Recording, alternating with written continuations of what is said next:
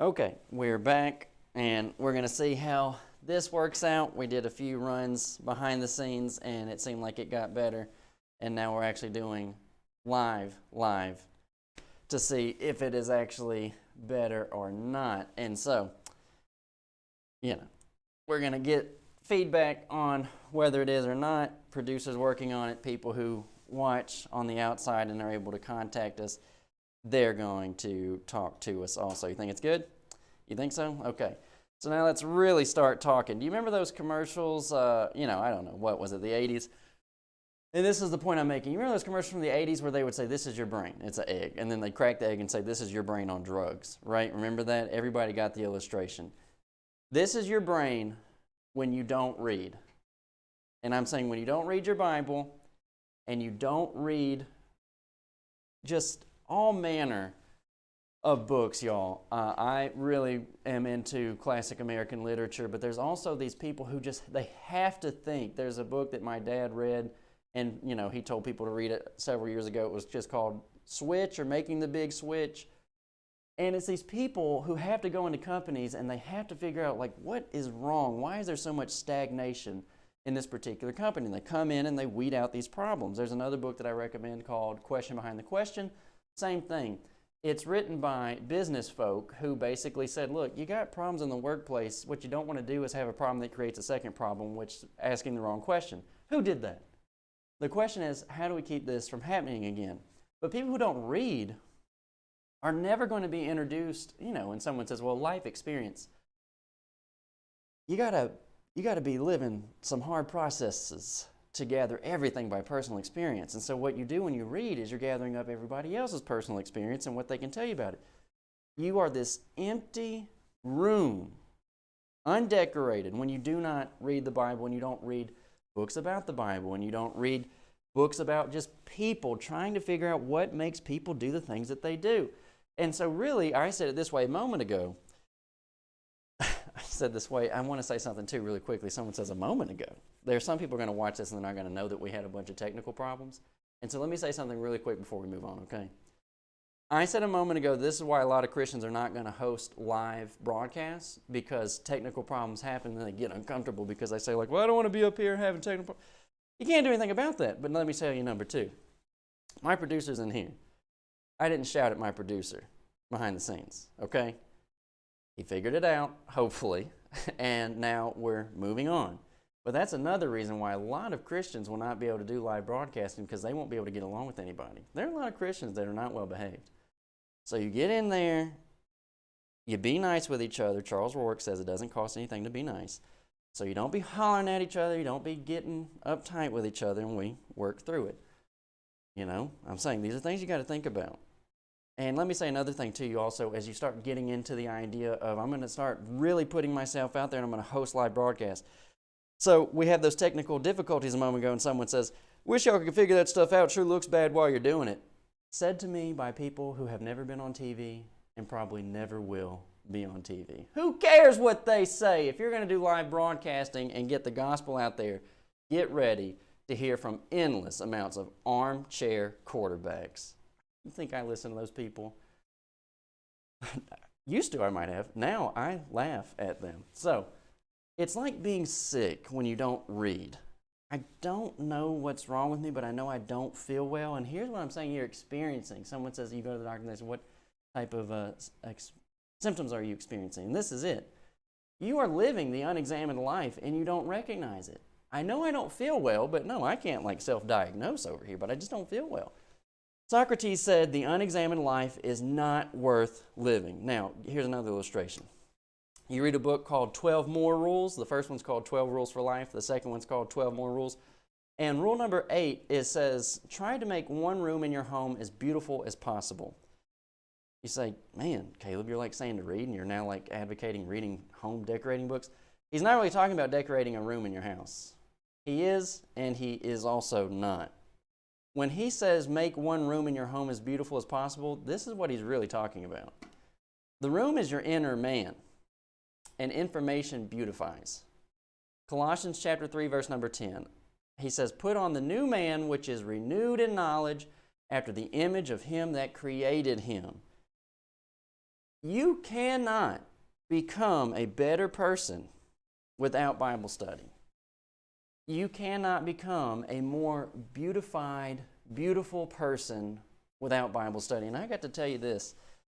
You say, well, Caleb, I know a lot of brotherhood politicians, and they are not beautiful people. You are right, they're not beautiful people, and they're also not Bible students. What they are students of, quote, issues, and I'm going to get on that in a moment. You can be up to date on all the issues and not be a good Bible student. Do you know what I'm saying? You can be up to date on the issues and have a horrible inner man, Colossians 3, verse number 10, which is why we're doing this Bible broadcast in the mornings, which is why we were willing to go through all the technical difficulties, is because we want to talk about being Christians, disciples of Christ, of real Christian character. And another thing, when I say these Old Testament classes, you cannot be a Christian without being a student of your Old Testament text. Everybody in the book of Acts, when it says they sat down and they reasoned out of the Scriptures, they were looking at Old Testament Scriptures. When Romans 15:4 says the things were written aforetime, written for our learning, that we might have comfort and hope, we give the biggest amount of lip service to the Old Testament text. We quote Romans 15:4, but you go and you attend services and Bible classes, seldom will you hear good information presented out of the Old Testament text. The inner man is your room that needs to be beautified. And you ask the question, how is it the case that we're created in the image of God? It is your intellect. It's your conscience. And when I say your intellect, I'm not talking about intellectuals, right? You say, well, I'm never going to be one of these people, nerd, blah, blah, blah. Just look, you can be a fantastic student of the Bible. Mark 12:37 says, the common man heard him gladly. This business of having to be just ultra educated is not true. You have to be a consistent reader of the Bible. The biggest words in the Bible, the hardest words to get around in the Bible, are names of people and places. And you say, well, some of these other things, look, you are insulting. Why do you insult your intelligence so much? You say, well, there's some phrases in there that I can't understand. To wit is not that difficult. And we just say, fetch a compass. Listen. You're honestly telling me that to wit and fetch a compass have wrecked your whole Bible study. John Shannon says you're going to heaven on a baby ticket, so don't even worry about it. You can become a beautiful person. People that want to be around, people that can ask you, a person who can be asked for help and can genuinely help somebody. Now, I do have to say this. You may not want to help anybody, and that's a problem with your inner man. Some people you can't help because they won't let you. But you still have to try with them before you start maybe coming to the conclusion, they're not going to let me help them. But you're trying. Now, here's some extra readings because we're in Kings, and I have to say this on the front end because we're going to get there in the back of class. These are some extra readings that I would recommend. And you say, oh, no, you got to get rid of that. Julius Caesar by William Shakespeare. Why? It is a discussion of politics. And what is politics? It is a discussion of how human beings interact with each other can... Hold on. Yeah, I get that.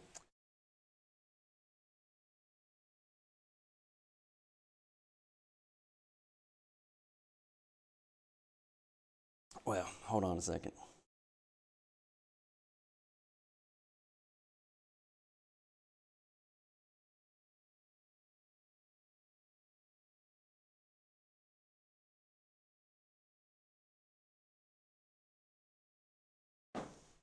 Okay.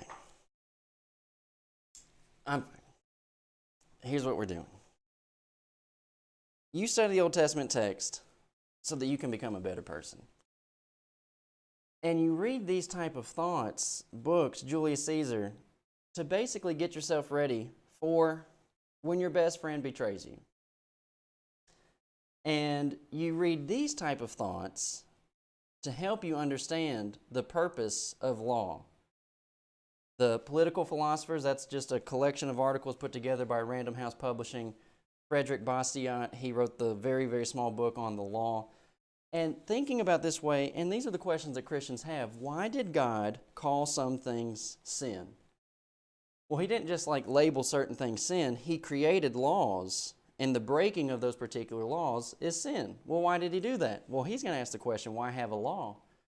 And the idea is for protection of people's rights and their own well-being. And so all these things are going to help you look at your Bible. And Kings and Chronicles is a political study. Kings, priests, princes, captains. It's a political text, and that's where I say Christians who only think, Romans 13 is the only political discussion in the Bible, they are ignorant and they are wrong. And here's another book, Foy Wallace's, and we're going to talk about Foy Wallace in today's class, Sermon on the Mount and the Civil State. That book that he wrote has shaped my political views, I would say, more than anything else. And it's fantastic. It's the civil state section, the small section of that book. If you can find it, you need to read it. I think I have a PDF of it, and I'll share it with you if you email me at calebgrobertson@gmail.com, Foy Wallace and the Civil State. Now, this is what I would talk to you about. Live TV, it's difficult, okay? No, it's difficult. But this is what we want to do here, okay? Today's lesson is going to be tense, and you might think it's personal, and it's not. None of this stuff is personal. And a moment ago, I asked this question as we went out. Have you ever noticed why it is the case that so many preachers' children are not faithful? And preachers' sons don't have to preach by virtue of who their father is. But I will say this, it somewhat appears to be that more preachers' sons don't than they do. You know what I'm saying? It seems that more preacher sons don't preach than preacher sons do preach. And some of the preacher sons who do preach, we all wish they did not. But here's what you do. You watch what does the Bible say, and you watch the nighttime broadcast, and you go back and you watch what we have a playlist called the Vintage Playlist. And you see, he's probably in his 30s. He's definitely in his 30s there. He's in his 30s there. And he's on television. And so you go back and you watch these old broadcasts, and then you keep up to date with the new broadcasts, and you tell yourself, man, if Johnny can do it, I can do it. And we've been saying that this whole time. If Johnny can do it, if Caleb can do it, you can do it. And I honestly believe that. Now, some people have the idea that, they hear us say that, you can do it, but they think they're going to do it without hard work, and that's not realistic. And they think they're going to do it while beating up on the people who work around them. Like I said, when we had the technical difficulties, I didn't holler at my producer, and, he didn't get ugly with me either. But here's what I want you to think about, okay? When I ask the question, why do so many preachers' sons end up not being faithful, leaving the church? Why is it that we actually see so many preachers quit? And I'll say this too, some preachers, they quit because they just themselves weren't doing a good job. I met some school teachers recently while I was out on the road, and I asked them how they were doing with the state of the current school system. And they said, well, different places are different, and so people have different experiences. And I told them about some people that I knew who had quit teaching. And their response to me was, they said, well, we understand that. And then they said, but also some people shouldn't be teachers. And that's true. And in 1 Corinthians chapter 12, Paul says, are all men teachers? Which means not all men are teachers. But I think that all men can make disciples, right? If you know enough to become a Christian, you ought to be able to tell someone else how to become a Christian. If you have the knowledge of the one church in the text, you ought to be able to share that knowledge with someone else. And these are very, very basic principles. But this is something I want you to think about. A study in politics. Who is Jehoiada? Jehoiada is the high priest when Athaliah kills all the children. And Jehoiada's wife grabs one of the babies and they put him into hiding, Joash, for 6 years. Why did I say read Julius Caesar? To prepare yourself for when your best friend stabs you in the back. It is a discussion, and you say, I don't care about the government. I'm not encouraging you to read these to understand Americanized government per se. I'm saying how people, when they get tastes of power, start viewing each other different. They're no longer people. They're stepping stones. And I'm saying I don't think that that has its place inside of the Lord's church. People always stay people. Disciples are always disciples. Disciples are always sheep. God's children. They never become a pawn. And I have to tell myself that, people are not pawns. And I have to tell myself that we're not in this collective power struggle, but we're in the kingdom of God, where he says, if my kingdom were this world, my children would fight. Well, we've been doing plenty of fighting. And that's what I want to talk to you today about. And here's the point, y'all. You look at the videos and you say, man, if Johnny can do it, I can do it. And this is something that you have to recognize. He did not do what he did by climbing the ladder at GBN. He did not do what he did by climbing the ladder at Truth for the World. And someone says, Caleb, I don't like when you do this and you go after these groups. Listen, I'm not talking personally about anybody inside of these agencies. What I'm saying is, you come into a collection of power, an already existing collection of power, you are going to play by their rules. Because they are, by virtue of being ahead of you, I'm saying being there longer than you, there is just this auto hierarchy to where they have this form of seniority and they are going to tell you what to do. Now, someone says, well, sometimes you need that type of structure. What I don't need is people who've never done what I do telling me how to do it. And I'm saying, in particular, you go on GBN's website and it talks about an eldership being over GBN. Do those elders host any of the things that go on at GBN? Then what do they know about broadcasting? You're always going to have this when you try to enter into somebody's ministry. I wish they did a good job, really hacked it out, but there's a ton of stuff that they have let go. And I'm saying I recognize it. They're trying to change. But there's still a bunch of stuff. They can clear some stuff out on the GBN program, but they keep messing around with PTP. They're not changing. And all the problem players are at PTP, whether it's Phil Sanders, Steve Higginbotham. And down here, Truth for the World, my dad loves Rod Rutherford. Rod Rutherford taught my dad at the Memphis School of Preaching, and my dad has said before that he probably would not have gone to the Marshall Islands mission field if it weren't for Rod Rutherford. And that's where I say none of this is personal, but this is going to be an honest look inside of the political system that exists inside of the church. And I tell you, someone says, well, I don't know how you're saying this is not personal. I think this is how you teach Kings and Chronicles. You look at a political struggle and you find how does it touch our current situation. And if you're not finding ways, that's application. If you're not finding ways of how it touches our current situation, then what can you possibly do with it? Are we just accumulating facts where we say, who was Athaliah? And you say, it's the king's grandmother, and somehow she's connected to Ahab. Okay, good. We got that. Now we all understand that. Who is Jehoiada? Well, he was the high priest. Well, okay, good. But if you're not making application, you're just accumulating facts. And for what purpose? What you need to do is start working in your local community. The idea is to, and they'll tell you this at the schools, it's not the design of the schools. They'll say, yeah, we're interested in making disciples. No, they're not. They're interested in making disciples that maintain the machine. Graduates of schools go out to congregations. They talk about the school, the congregation. If a teenager rises up and has just a drop of interest in the Bible, they start talking to him about going to the school. Rather than taking him with already a graduate of the school, why can't the graduate of the school say, hey, man, you're going to start door knocking with me. You're going to start helping me write for the paper. You're going to start helping me write the bulletin. You're going to start being in charge of door knocking. Something, instead of sending him off and he never comes home. It is a money machine. And so when I say that Johnny Robertson, and he will tell you that he had help from a handful of different people along the way. But as he does this work for a number of years, I'm telling you, he did not climb through brotherhood superstructure.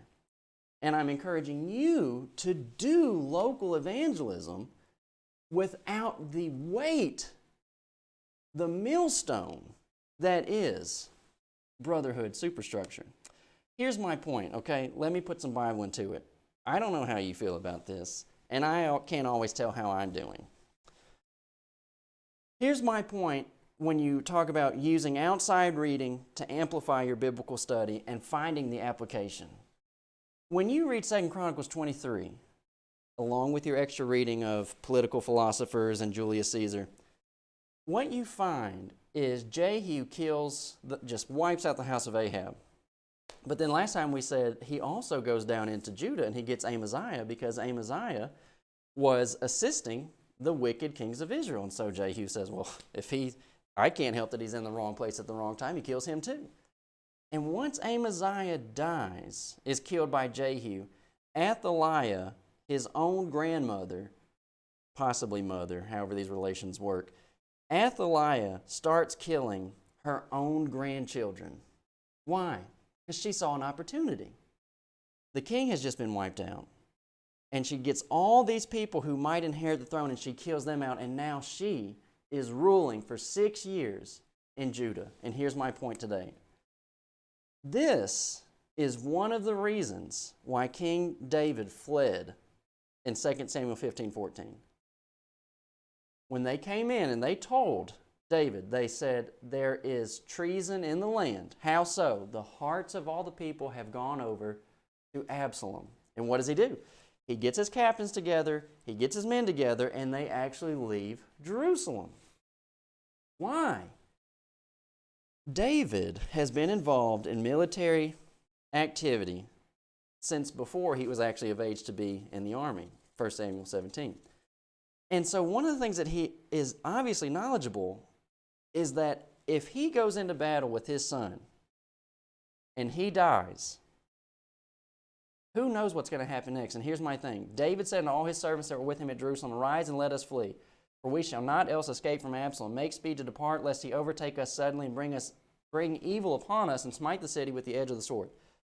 Here's my point. Here's why we're looking at this information today. When a powerful figure, when a leader is removed, a vacuum is then created. Someone is going to fill the vacancy. Jehu kills Ahab. Jehu kills Amaziah, and then what happens? It's not that, oh, well, wait, we're out of it now. No.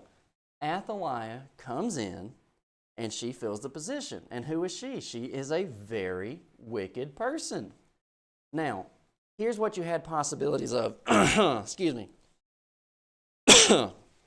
Here's what you had the possibility of. In 2 Samuel 15, they go into battle. What's going to happen? It's possible that any number of things, David is randomly shot through with an arrow, which we have seen before. Somehow David dies. Well, now you have Absalom. And everyone says, well, we know we're going to get Absalom. No. You don't know that it's just going to be Absalom. You have Zadok the priest. You have Ahithophel, who is a conspirator. You have Amasa, who is Joab's cousin. You have Abishai, who is Joab's brother. So when David leaves the scene, it's not just an automatic Absalom's coming in. No, you now have all of these people who are recognizing a position just opened, and who's going to get it. This is how it always works. This is a book written by brethren. It's called A Remnant Shall Return. It is a discussion of the captivity and the post-captivity prophets. And basically, this is what you're going to find. When you look at the book of Daniel, Alexander the Great. When Alexander the Great goes on a conquest, a worldwide conquest, he's super successful, and then he dies. And what happens? The empire that he has created, Alexander the Great has created, when he dies, it immediately starts becoming a power grab, a power struggle. You have Ptolemaic group, whatever you want to call these people. Ptolemy, the Seleucids, Antipater, and Antagonus. All this, y'all, when you start having these breakups, these were captains of his who then start getting their own particular regions of the geographic map, and they start having all this tension. Why? Because one man died and a position became open and they all started gunning for it. And all of this history, and they have equally difficult names in my opinion as any Hebrew folk ever did. But when you start looking at all this history is where you start getting into the Syrian king, Antiochus Epiphanes, and where you get the revolt of the Maccabees. All of this is people who are flexing on each other, who are overstepping their bounds onto each other. Someone's going to be in power, which means someone is going to be ruled. And the group of people who are going to be ruled are not always happy about it. You have this going on with personalities inside of the church. So why do you see preachers quit? I think a lot of people recognize this power struggle. They're disgusted by it. and they leave. I wish they would rather try to overcome it and help other young men overcome it. Why is it that so many preachers' sons are not faithful? They have witnessed what their fathers have attempted to be put through by political figures inside of the brotherhood. And here's your biblical text for it. You say, Caleb, you ought not talk about brethren that way. Look, these are all fellow Jews, and they are all struggling with each other. You coming out here and being in a political party, and I'm not talking about Republican, Democrat, I'm talking about circles where someone says where they went to school, the papers that they read, where they grew up, essentially. All this is there. It's in your text. Why is no one making application out of this? Why is it that David fled? Someone says, well, in the moment, David just a coward. How about David smart, and he recognizes, look, if I go in here unprepared and I die, it creates a power vacuum. Now, Alexander the Great, all of his captains, they all start fighting once he dies. Now, here's the other idea. If you read Julius Caesar, what you have is Julius Caesar approaching an empire, and the conspirators basically say, he's getting Rome into things that we don't want to be involved in. They say he's too self-ambitious. And so what you have is a collection of people who then to conspire against Julius Caesar and Brutus. He says, even you, Brutus, your best friend stabs you in the back. Well, if you read the story, and look what they say when they accomplish it. Liberty, freedom, tyranny is dead. Run hence, proclaim, cry it about in streets. That's what they say right after they kill Julius Caesar. But you keep reading the story, what happens? Just because a vacuum is filled does not mean everyone else is going to let it remain. And so Mark Antony gets them outside of Rome, and he kills the different conspirators. See the point I'm making here? Jehu comes in, wipes out the house of Ahab, wipes out Amaziah. It doesn't end there. Athaliah comes in. She fills the vacuum. Julius Caesar is dead. Conspirators fill the vacuum. No, Mark Antony is going to kill the conspirators. Alexander the Great is dead. All these people start fighting with each other. Now, let me make one more point. You talk to any Christian who is involved. I'm saying they are involved and they know different personalities. You talk to any Christian who has been in prison and they will tell you that brotherhood politics are almost identical to church politics. And my point about this is, it doesn't matter, like someone says the illustration doesn't work. The illustration works. You all come into a facility and you say, what's the one thing in common? We're all inmates. That don't matter. And you bring everybody into a building and you say, we're all Christians. That don't matter. It matters to me. Right? I had someone just the other day send me a message and they said, what type of... They are attending with a group that has the Church of Christ on their sign. But he has the audacity or, whatever. Hopefully he grows out of it. But a man sends me a message and he says something of the nature of like, what type of Church of Christ is Martinsville? I don't even understand that question. And I told him, I said, I label myself as nothing besides I'm just a Christian. And I said, and I don't need you to fit into any type of circles or molds for me to recognize you a Christian if you tell me that you're a Christian in Christ. That's where I start with you. And he's trying to grill me on political circles. Why? Well, if they get me in a political circle, they're going to want me to do their bidding. But they're only going to want me to do their bidding so long as I stay within the confines that they have created. This is ridiculous. I'm telling you, these folk, I'm talking to young guys right now, you are thinking about going to school. All you're doing, if you don't have a mind before you go in there that you're not going to get into their politics, they will take anybody of capability, ability, and they will make you their beast of burden. And, it will be things like, and you'll think, one day I'm going to get to be an instructor as if that's the life goal. But what you'll start out being is like a fundraiser and a recruiter for the school, which means you have to go to all of these events and just sit there all day at a booth. You became a Christian and you went to a school of preaching because you said, maybe I want to have some debates. Maybe I want to write. Maybe, absolutely I want to make disciples. But what are you doing right now? You're going to PTP to sit at a booth. You're going to CYC to sit at a booth to tell people about your particular ministry, rather than being in a local community and working a local work. And so what if it's small? Someone says small potatoes. You know what? Collection of small potatoes makes a big old plate. Lost folk dying, going to hell. And I think that there's way, way more. And this is why people say, I don't give to any charities because I have no idea what's really going on over there. And that's how it's working inside of these schools and these ministries. You don't really know what's going on over there. But what is going on is a bunch of church politics. And here's what I mean, y'all, about when I say a vacuum. This is not just big brotherhood politics. But you take someone like Diotrephes, 3 John 9 and 10. I wrote unto the church, but Diotrephes, who loves to have the preeminence among them, receives us not. Wherefore, if I come, I will remember his deeds, which he doeth, prating against us with malicious words, and not content therewith, neither doth he himself receive the brethren, and forbids them that would, and cast them out of the church. Now, here's my thing. Let's say you have unqualified elders, and you say, we have successfully removed these unqualified elders. Now what? Because something has to feel, look, they were holding a, quote, position. It might have been an imaginary one, but everybody recognized it. And now that it's gone, something has to take its place. And if you have like a one-man tyrant preacher who's in place, and you say, look, that dude was a tyrant, and he had created it into his church, you say, well, we got him out. Well, now what's happening? Very, very possible someone worse than him is going to just step in and say, oh, he's gone, I'll do all the preaching. Don't even worry about it. You don't know that you want that?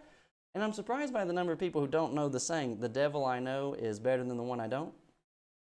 It is a power vacuum. If the elders are taken out, you don't know what's going to take its place. If a tyrant preacher is taken out, you don't know what's going to take his place. And I'm saying the brotherhood has been working this way, and all the while this machine is working and grinding, there are young men who are just getting spit out and walked all over on. And here's the concept that I believe is happening. Matthew 26:52. This is not a statement against self-defense. This is not a statement against the Second Amendment. All they that take the sword shall perish with the sword. He had told them in Luke 22, if you don't have a sword, you sell some things and you go out and buy one. But this is the nature of it. Those who take the sword, they perish with the sword. And Revelation 13:10 says, he that leads into captivity will go into captivity. And I think that there is this universal principle of what goes around comes around.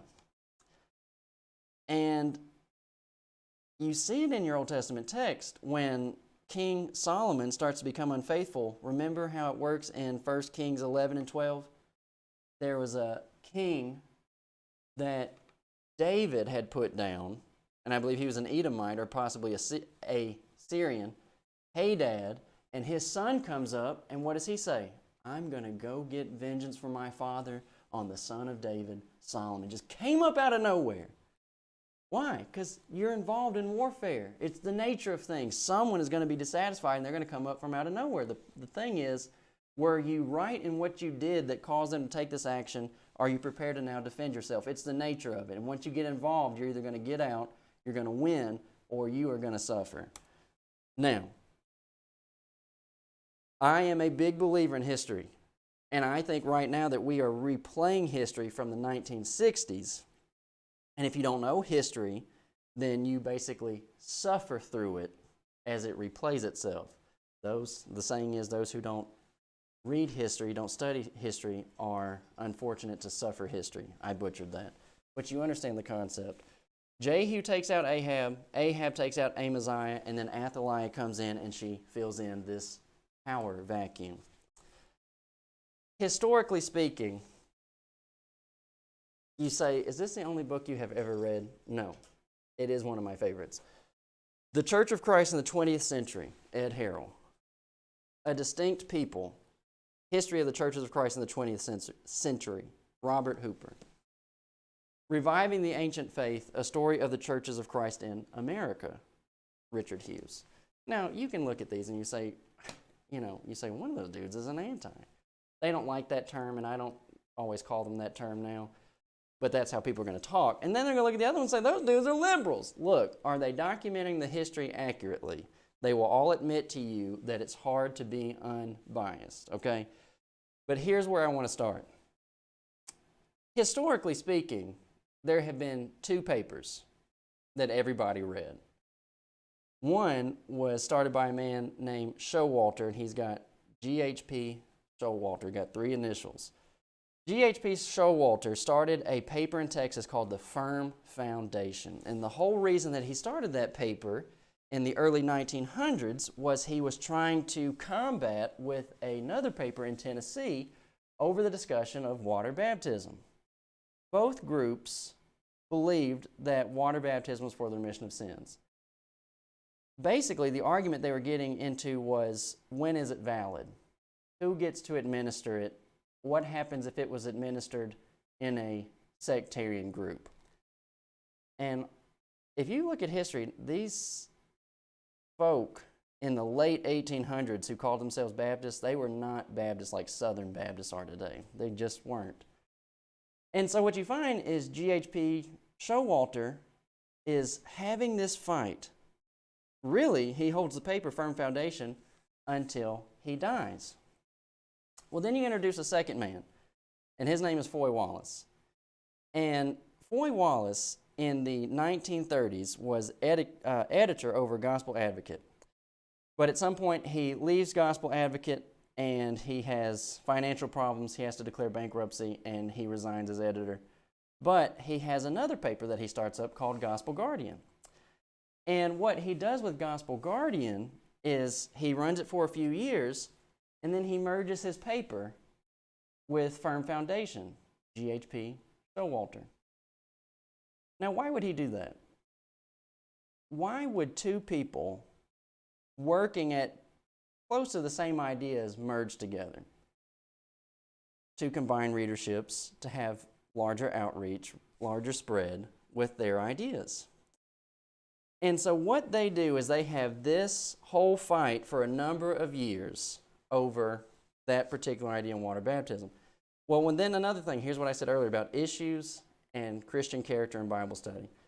Foy Wallace comes in, and in the time frame of before World War II, he's talking about premillennialism. He's on the attack on premillennialism, and I'm not a premillennialist, and I love Foy Wallace's book on Revelation. It's fantastic. Everyone ought to read it if you can. But he leaves premillennialism, and he goes over to, can a Christian fight in the war? And he takes everybody to task on pacifism. And I think, again, his book on the civil state and the Christian on the government, two of the best books that you can read on the Christian and the civil state. They are fantastic. He takes all of them to task on that. But when they get done with those issues, then it becomes a question of church cooperation and institutions. That's where they say the anti-discussion. Can churches cooperate? How does the funding work when churches cooperate? Can churches fund these institutions like orphan homes and the Bible colleges and whatnot? So they have all this discussion, and at some point the Gospel Advocate moves away from the idea of Foy Wallace, and they introduce themselves to a new editor named B.C. Goodpasture. And B.C. Goodpasture, he fights in the cause for the institutions, for the Bible colleges. So he's going to be fighting against Foy Wallace and the Bible Banner and the Gospel Guardian. Gospel Guardian merges with Firm Foundation. He starts up another paper called Bible Banner. And here's the thing that happens with Bible Banner. You might say, wait, let me pause. He's like, Caleb, I don't really want to talk about this. If you go to a 2-year preaching school, they're going to have you take a class on restoration history, where, depending on who the teacher is, they're going to fumble around Alexander Campbell and Barton Stone. But they're probably not going to take you through the 40s and the 50s, but they ought to, because this stuff matters, because people are born into these groups and they don't know any better. I'm showing you these personalities in play. I like Foy Wallace, but some of the stuff that Foy Wallace does I don't like, and some of these other people too. So Foy Wallace, he merges his first paper with Firm Foundation. Why? Collection of power, and we all are familiar with the idea of separation of powers. He collects their power together. Why? Because they're fighting against Gospel Advocate. Well, then he starts Bible Banner. And at some point, he's going to end Bible Banner, and he's going to introduce Gospel Guardian again. But guess what's going to happen when he starts Gospel Guardian again? Two men are going to take the paper from him, Roy Cogdell and Yater Tant. Now, the thing that I'm making at this point is, look at how much fighting is going on. And I don't have a problem with all of it, but I'm saying all through the means of what people call ministries, okay? And while these ministries are having these struggles of what can congregations do together, I have to then ask, who is out making the disciples? Because you have this collection of power between Firm Foundation and Gospel Guardian, then Bible Banner, and then Gospel Guardian gets stolen, taken from Foy Wallace and goes to two other men. Now, let me show you the nature. This is a quote, the nature of the politics that are going on out here. And this is what happens to y'all. And I'm saying your young men are going to get sucked up into this. I know a handful of people right now that their young sons are in preaching school and they're about to be coming out of preaching school, and these are the games that they're going to be playing with your young sons. You know, let me just tell you, this is Foy Wallace. This is Ed Harrell's quote on Foy Wallace. People were telling my dad in the 90s, I'm saying brotherhood figures, whether it's, he can text me and tell me who said what, but I'm just going to put some names out here at this point. Dub McClish, Curtis Cates, saying things to him like, Johnny, you keep this up, you'll never be on a lectureship. As if it's the goal to be on a lectureship. But that's what they'll do to you. They'll start marginalizing you. And the thing about it is, my dad didn't care because it's not the goal to be in their circle. But they'll start inching you out of their circle. You won't be invited to the lectureship. And not only will you not be invited to the lectureship, but they will politically go in, I'm saying in the congregations they're in, if they go in and they see that somehow you are connected to a particular congregation, they'll get a feel for how tight you're in, and they'll start trying to marginalize you out of these congregations. Sometimes they'll come in and just know they can't do it, and so they don't try. If I come into a congregation and I see something is wrong, I'm going to try to fix it, even if it costs me. They won't always do it if it's going to cost them. And so here's what Ed Harrell said about Foy Wallace in the discussion of, non-institutionalism, premillennialism. He said, Wallace would just end you, and there wasn't a thing you could do about it. He said he'd write you up, it would go out, he'd make phone calls, he'd get your meetings canceled and whatnot, and Ed Harrell says, there's just nothing you can do about it. And he doesn't like that. Well, here's my point about that. If you're noting that someone is a, quote, heretic, Titus chapter 3, 8 through 10 says we're not going to entertain these foolish questions, and a man that is a heretic, after the first and second admonition, reject. So at some point, some of that's going to have to happen. But here's my thing. Ed Harrell writes this book. He does a history of the whole century. And one of the things that he says about himself was, One of the things that he said about himself was he wrote several history books about the Pentecostals. And he said, when I write about the Pentecostals, he said, I can be detached because I'm not a Pentecostal. He said, but when I start writing this history, he said, though the goal is to be objective, he said it's hard to be unattached when you're telling this story.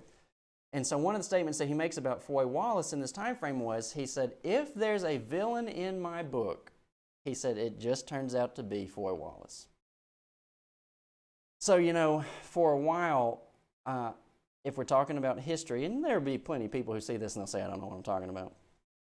But there's a reason why Foy Wallace shakes out to be the villain and some other people don't in the book, is because at some point, those who are non-institutional, they feel like Foy turned on them. And so I would have to say, I kind of think that's why some of y'all say Foy Wallace is the villain. But now let me tell you this. There's B.C. Goodpasture over the side, and he was the longtime editor of Gospel Advocate, and he's fighting against non-institutional folk. Well, here's something that he says about Foy Wallace. He says, Foy Wallace just ends you, and there's nothing you can do about it. And he says, and in my book of history, he said, if there's a villain, it's Foy Wallace. Well, Ed Harrell grew up knowing personally B.C. Goodpasture, and he was best friends with B.C. Goodpasture's son. And one day, B.C. Goodpasture says this to Ed Harrell. Goodpasture said to me, Ed, just tell me where you want to preach, and I can place you into any congregation in America. Just tell me where you want to go. Now, you tell me how that statement is any different than this. Foy Wallace would just end you, and there's nothing you could do about it. B.C. Goodpasture thought that he could reach into any congregation in America and put anybody he wanted to in place. What's the difference? One person can end you, the other one can give you your beginning. That is too much power. That is too much politics, and I'm saying if you have the power and capacity to start something, you certainly have the power and capacity to stop something. See, it's hard to be unattached. All these people who are playing this game together, and it's a struggle between personalities and papers and agendas and ministries and all of this superstructure. And you say, well, why are you saying this? All of these people are dead. Ed Harrell died about a year ago, and I love Ed Harrell material. All these people, I love Foy Wallace material very, very much. All of them are dead, so I can't have anything personally against any of them. And I have acquaintances of Ed Harrell who are very kind to me, and I can regularly just ask them questions about history, and they will start filling in gaps that I need help with. That's where I say none of this is personal. And it goes on the other side, too, of people I can talk to and get information as I need it. But here's my thing, y'all. As these people have these machines going and a power vacuum is being filled, your boys are in there. And they're getting walked on. And they're getting used. And the political figures are inviting them. Y'all, you get these invitations to be a part of campaigns and whatnot and lectureships. All that's being happening is strings are being attached to you. To do what? Be loyal to the what? The machine, the circle, the party. And when your loyalty stops is when the strings are cut off. And you know, another statement about this is, like I said, some of these things just have to be done. So here's something years ago, when some fellowship discussions were taking place years ago, that Dan Winkler said to my dad. Dan Winkler said, Johnny, you keep this up. He said, your circle's going to get so small that it's going to just be you. Well, you know, that happens more ways than one. Quote, a person can do it to themselves, but what Dan Winkler was saying, you draw your circle and it's going to get so small it's just going to be you. I'm saying that the political figures will do their best to ostracize you. And it's not that you always do it to yourself. They're doing it to you. Foy Wallace just ends you. B.C. Goodpasture puts you anywhere in America you want to be. Here's another one. A man named Charles Crouch used to be with the non-institutional movement, and he renounced it, and this is the quote. When Charles Crouch renounced anti-ism, Goodpasture called him one of our best young preachers and encouraged all to schedule Crouch for their meetings. There it is. Hey, you're coming over to our side? Here, put these strings on your back. What am I doing right now? I am taking the Old Testament story of Jehu, Amaziah, Ahab, Joash, Athaliah, and I show you all of these people who, they had a war, they're going on, and when one person's taken out, a power vacuum is created. And I'm saying, y'all, I'm sure that people who started these papers, they thought they had good intentions. They probably did have good intentions. But what became of it was a continuous segment of brethren fighting with brethren. Congregations reaching to other congregations and having these disputes, putting it in the paper. And y'all, if you read the book, one thing that is unbelievable is the amount of personal letters that were preserved, where all of these people were talking trash about each other. They're all talking trash about Foy Wallace, B.C. Goodpasture, different people, N.B. Hardeman. And you know, the thing about Foy Wallace, too, is when he was a young man, he had everybody's praise. I'm not going to be able to say his name. He can text it to me, and I'll say it. L.L. Brigance were giving Foy Wallace praise as a young man. All that praise, then he starts doing his work later on, And everybody starts turning on him. And I say that's the nature of partyism and circles. You're in the circle until they just decide that you're not. But the funny thing about Foy Wallace is that they're all growing tired of Foy Wallace.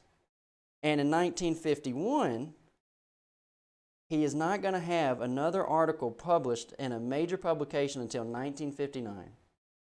And then he'll have a second one published in the Firm Foundation in 1964.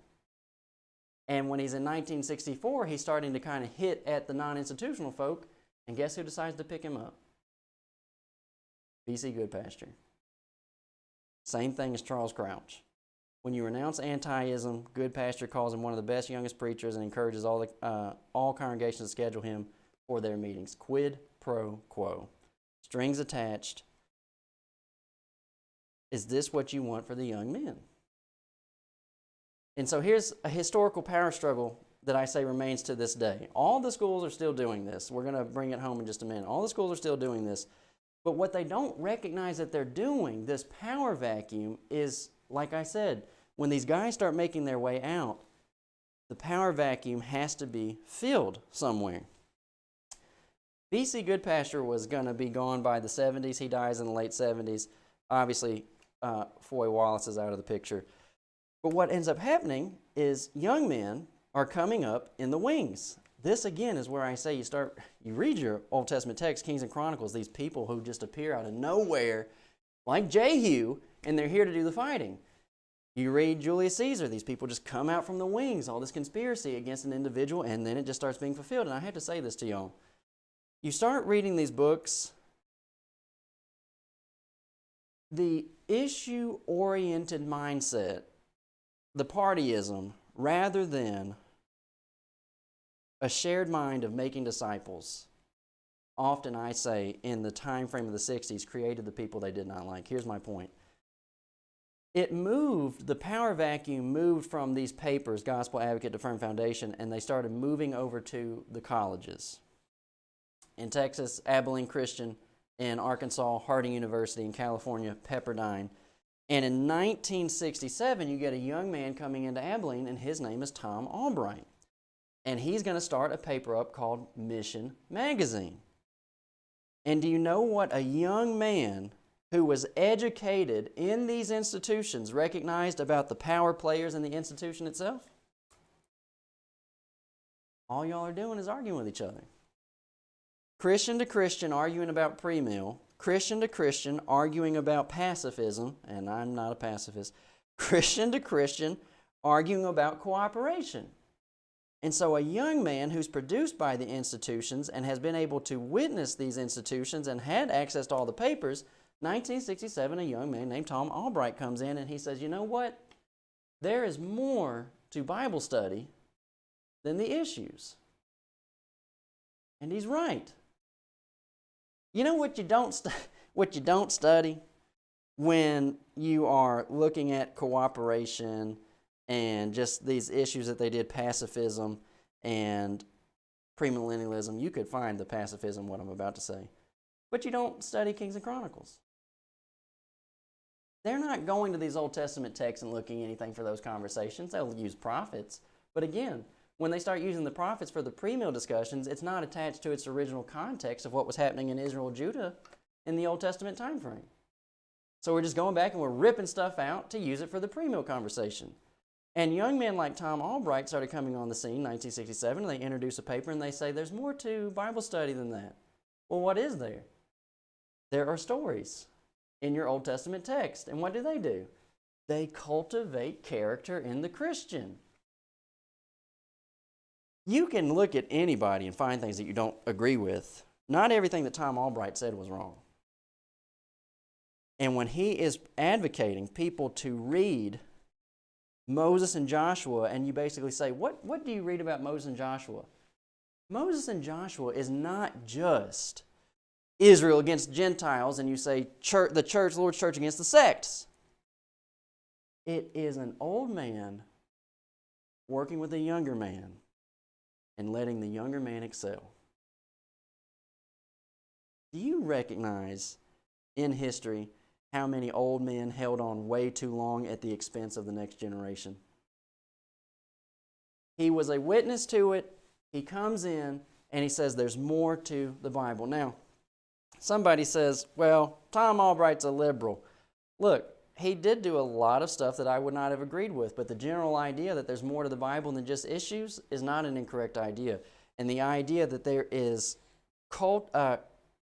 character cultivating stories in the Old Testament text is not incorrect. All we do is we call it application. He calls it a story and a narrative. Well, we say, well, that's application. You're not saying a different thing. So you had this individual, the power struggle. He represents a section of people and their thought process. They're basically upset with all the fighting that happened in the previous generation. You go over to Harding, and this is how the power vacuum goes on. You got Jimmy Allen, you got Jerry Jones. They were very, very good friends. But the problem that happens here, and this is the nature of these institutions and the circles and the parties, you start working that way, and all it takes is one person to bring you down. And if you do some study on this and you know about Crossroads movement, if you read the early 1980s of Ira Rice Contending for the Faith, that's almost all they talked about. And I'm not having a problem with that. But they were talking about Crossroads movement, and you might know it as the Boston movement. Kip McKean, and what is Chuck's name? Is it Chuck Lucas and Kip McKean? But here's my thing. Jerry Jones ends up getting crossed up in the Crossroads movement. I don't have a problem with him being dismissed over that. But what you're going to have is Jimmy Allen defending it a little bit. And so that basically starts incorporating into everybody's mind who goes to Harding. Well, I went to Harding and I listened to these people. Well, I went to Abilene, so I listened to these people. And if you go over to Pepperdine, you're listening to Bill Banowski and you're listening to Jimmy Lovell. What I'm doing right now, let me pause. Caleb, I don't understand how this affects me. What I just did is I showed you that if you think that you're somehow going to do the Lord's work by climbing a particular party's ladder, you are unknowingly getting in bed with more people than you think. Oh, I'm going to go down here and I'm going to work with GBN. You do that, you're going to be working with all of the colleges. And if you go and work with Freed Hardeman, you're going to be working with all of the colleges, which includes Pepperdine. Pepperdine is always labeled the absolute worst.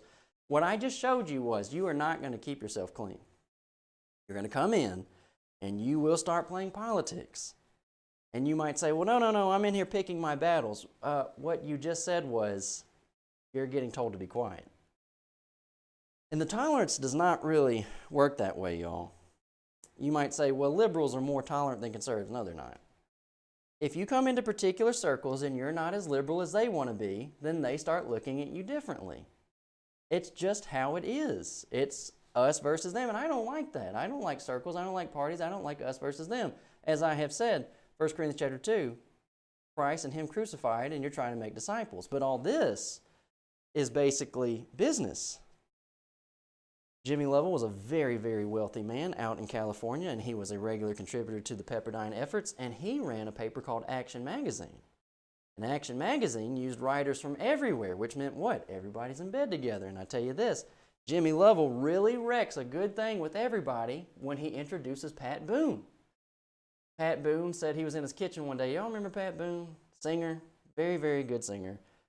And Pat Boone is in his kitchen one day, and suddenly he just starts speaking in tongues. In his kitchen, by himself. Well, now everybody's saying, Jimmy Lovell, what are you going to do with Pat Boone? And because everybody was connected and collected inside of this particular, quote, ministry, now everything starts falling apart. Well, you say, well, that's avoidable.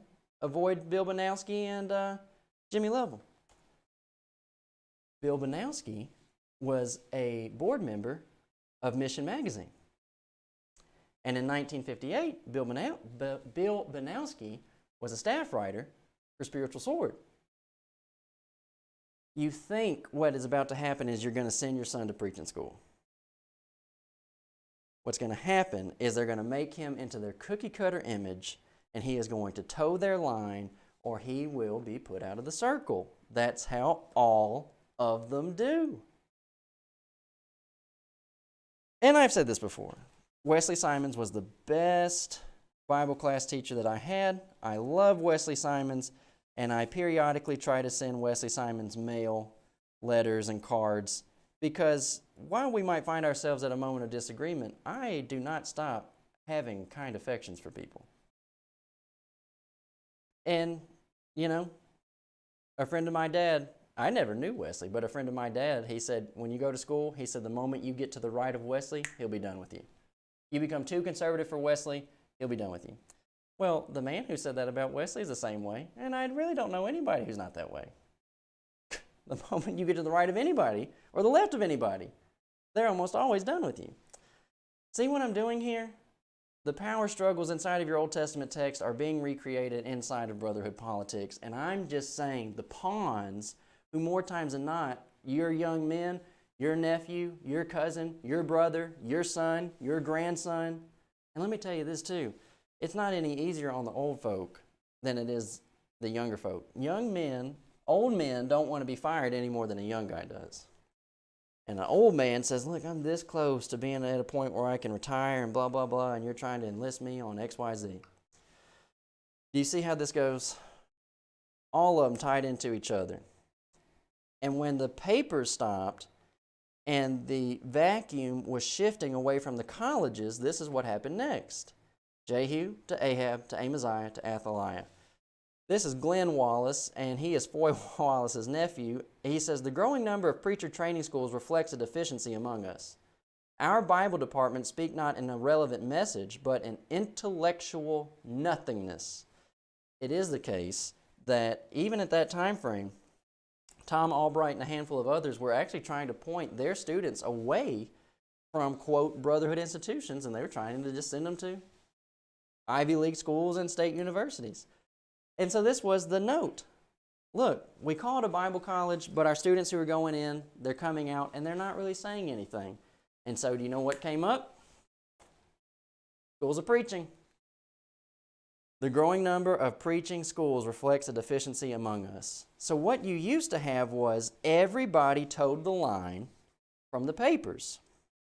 Well, the papers really began to dwindle, and the thing that took its place, the vacuum, were the Bible colleges. And everybody pledged their allegiance to these Bible colleges, and they were all in bed with each other. And so when these problems started trickling down, everybody was touched. Well, not only that, the Bible colleges had all the lectureships. And so people who disagreed with the way that the Bible colleges were going, unless you were Ira Rice, you really didn't have too much to do about it. Ira Rice is getting a lot of stuff done in the 1970s. So what ends up happening is you get the Memphis School of Preaching, you get the Brown Trail School of Preaching, you get the Bear Valley Bible Institute, you get the Southeast, whatever, East Tennessee, and you get Southwest in Austin, Texas. So all of these people start popping up to do what? They want to have their voice put out against the Bible colleges. Well, what ends up happening? They do the exact same thing all over again. They then create their own papers, they then create their own lectureships, and they then have their window that, just like Showalter, Wallace, Goodpasture, Rural Lemons, they went their time frame where all they did was they fought with each other. These individuals have been going over things for a number of years and just slowly biting and devouring on each other. And the way that you note that is, you look at how many Tennessee, Texas, and Florida people used to be in connection to each other, and you start looking at how few of them are now. All the while, everybody's saying they're super, super conservative. And of course, Bear Valley, I know, just a couple years ago, 2015, had their connection to Oklahoma Christian through Stafford North, who has died recently. But if it weren't for his death, they would still just be right there. Now, let me show you this. Do you see the vacuum? Look, y'all, what did the politics do?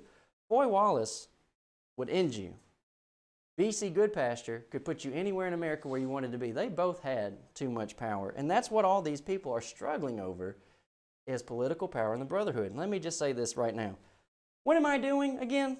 What I'm doing is, quote, cutting my own throat. Someone says, man, Caleb, you do stuff like this on an almost regular basis. Nobody's going to want to use you. Use me for what? Because they're not getting debates. Use me for what? Hosting live television? They don't have any live television to offer me. What do you think they're going to offer me? Final lectureship? That does nothing for me. Really nothing for anybody, because everybody in the room is saved. This is where we are now.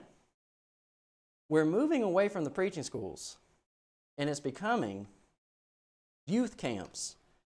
Jeff Walling's Winterfest, that David Shannon will take the official team of Freed Hardeman to. David Shannon's president over at Freed Hardeman. What you have is Jeff Walling's Winterfest. You have CYC, Christian Challenge, Challenge Youth Conference. You have Exposure Christian Youth Camp. And all these people are doing is a collection of power. All of the colleges, we're moving away from papers. We're moving away from the idea of the Bible colleges getting to have, any type of say in doctrine. And we're moving away from preaching schools, and what we're doing now is we're refocusing back onto Bible colleges through the Christian, quote, youth camps. My dad says, the way that he says it, incoming freshman class. That is where the money is. I don't really think that too many of them are really interested in having these doctrinal, theological discussions. And we all know, let me pause a moment again. We all know that it's not evangelism. Let me say this. I come in here and I say, these preachers ain't doing nothing for evangelism. And then people say back to me, how can you know that? Let me ask you that question I asked earlier. Is the church growing or is the church declining? Everyone says the church is declining. Are the young people staying or are the young people leaving?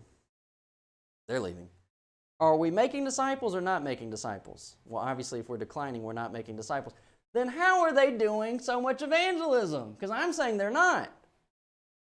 What they're doing is they recognize, look, we got a collection of folk who are traditionally Church of Christ.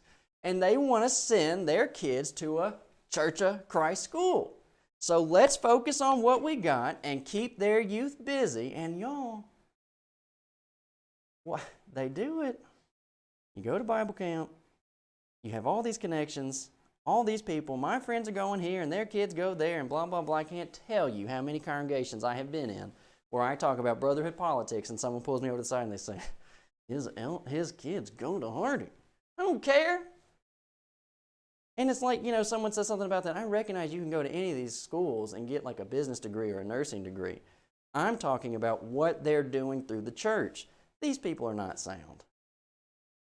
Folk make me so tired calling themselves conservatives. All they mean is, for the moment, they don't use instrumental music. But you go to Jeff Walling's Winterfest, you're using instrumental music. And here's my thing, y'all. They're working you over to get in your pocketbook and keep you attached, traditionally speaking. Do you remember the days, someone says, you start talking about tradition and romanticism, do you remember the days when Guy Woods would be in charge of the Freed Hardeman Open Forum, and then Alan Hires would come in and he'd be in charge of the Open Forum? Those days are gone, okay? And you look at this, what they got going, their Open Forum is dead. Ralph Gilmore is not Guy Woods or Alan Hires. Good night. And what you have is right there in the left, you see that's Kirk Brothers. He's the president of Heritage University down in Alabama. And if it's not Alabama, someone can correct me. And there's David Shannon. He's the president of Freed Hardeman University. Who's that? Who's that to the left of him, my left, his right? That's the president of Harding College. Who's that behind him? That's John D. Steiger. He's the president of Oklahoma Christian. Who's this guy in the vest on the front row? He's down at Abilene. And then there you got Pepperdine, Crowley's Ridge. What you have are all of the presidents from all of the colleges coming together to do what? Conspire against you, the person. I called Freed Hardeman. They've only got 5 people in their Bible department, y'all. They're not cranking out preachers. I called and I said, if I was going to come there and take Bible classes, how many people would be in the class with me? And the guy on the phone says, oh, well, all freshmen have to take a New Testament class. I said, no. If I'm a Bible major, how many people are going to be in class with me? He said, about 5 other people. They are not cranking out students. But what they do is they somehow keep you on this idea that they're this sound, traditional institution. And can I tell you this also? The power struggle. Hey, man, sometimes everybody just get in it, and they're all in it for the money. It went from the papers to the colleges to the preaching schools, back now to the colleges through the youth events, and who is in there with them but B.J. Clarke? upcoming Freed-Hardeman University lectures in February. B.J. Clarke is going to be there, and he's going to be talking about the Christian and culture. The director of the Memphis School of Preaching coming over to the Freed-Hardeman lecture where David Shannon is introducing all of the Pepperdine, Abilene, Oklahoma Christian. Can I say this? You know, I have said this before. You got to find somebody new other than Rubel Shelley. These people still beating up on Rubel Shelley, York College and Rochester College. As much as y'all talk about Rubel Shelley, he was in charge of both of those colleges, and yet no one bats an eye now. Hypocritical, inconsistent, just unbelievable. And there's B.J. Clarke, and someone says, I know B.J. And you say, Caleb, you're just wrong now. When you start talking about B.J. Clarke being down at Freed-Hardeman, and David Shannon might do that stuff, but not B.J. Clarke. B.J. Clarke is in business with every Bible college in America. Why? Because B.J. Clarke, who is a Freed-Hardeman graduate, gets to send all of his students after 2 years, gets to transfer all of their credits over to any Bible college. And my simple question is, in the middle of all of this power vacuum that is documented since the 30s and beyond, who is making disciples? And my point down here is, where you are, wherever you're watching from right now, you do not have an autonomous congregation because the school's tentacles will always be in you. How do I know that? Because when the day comes that they decide to fire you, where are they going to go? Well, we just had to fire a preacher. Y'all got anybody, young man, preferably with a wife and kids, that y'all can send down here and take his place? Oh, you do? Oh, God bless you. Good thing we've kept y'all in the budget. Thank you. I won't take up too much of your time. I know you're busy.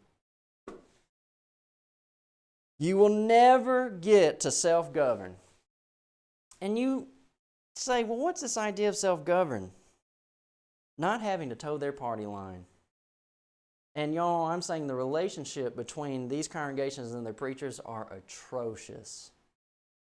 I don't know if I read it or if I heard someone, but they said the joke was, it was morning, and the husband hadn't gotten out of the bed, and the wife said, honey, you need to get up. And he said, I know I do. And she said, you're already late. You're going to be late, as is. And he said, what's the difference? He said, all those people down there, I hate them and they hate me. And she said, honey, I know, but you're the preacher. You know why that is? Is because the moment that the preacher says something they don't like, he's gone. And they're getting a new dude from the school. And the preacher can't say anything about it because he needs the school just as bad as the congregation does to relocate him. They need a new man, he needs a new location. So everybody's getting used back and forth, and it's by the schools. I'm not getting used, right? I am detached. I'm on the outside. I call the stuff out, and so does my dad. And if we lose funding, we lose funding. And as I say, 2 Chronicles, I believe, is 25. Let's look it up.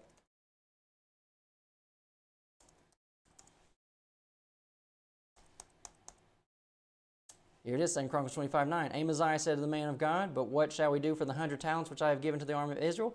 The man of God answered, said, the Lord is able to give thee much more than this.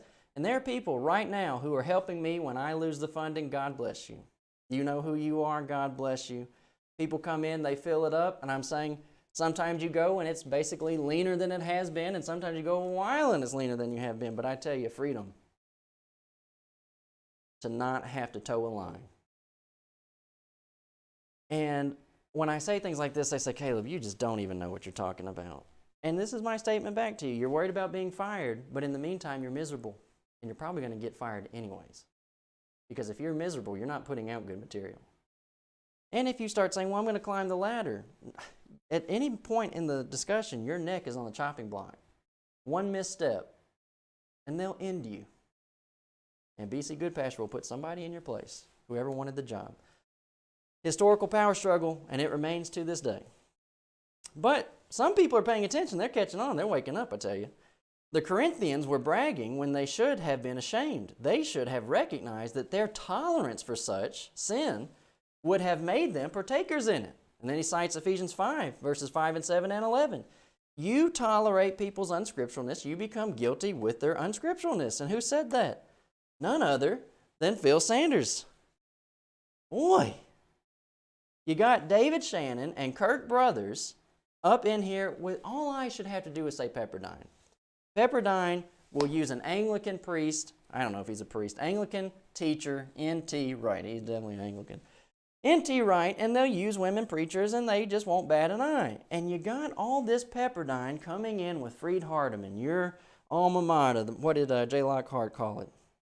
The last stronghold of brotherhood soundness. Not with David Shannon going on, not with Kirk Brothers bringing in all of these people, John D. Steiger, Harding, Pepperdine, York, Rochester, on and on and on, and Phil Sanders coming in with this great quote, tolerance for such sin would have made them partakers in it. Hey, y'all need to start having some conversations about Phil Sanders, this quote, and what y'all are going to do at polishing the pulpit.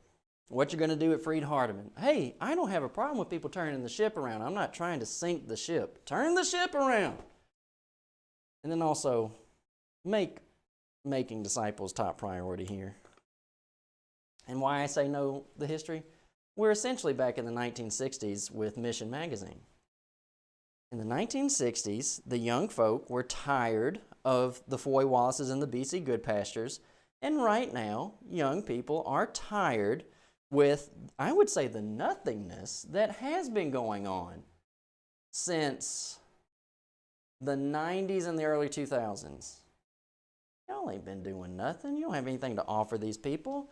And so what you have right now is the young are pitted against the old, and you got these old folks pretending that they're young to stay relevant.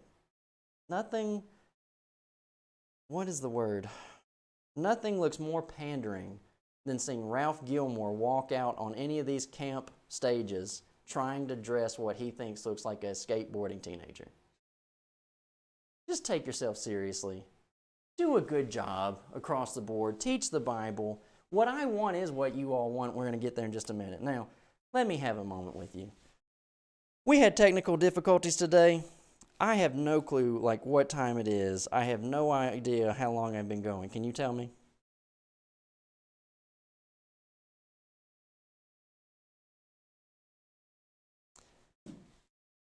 But here's my thing.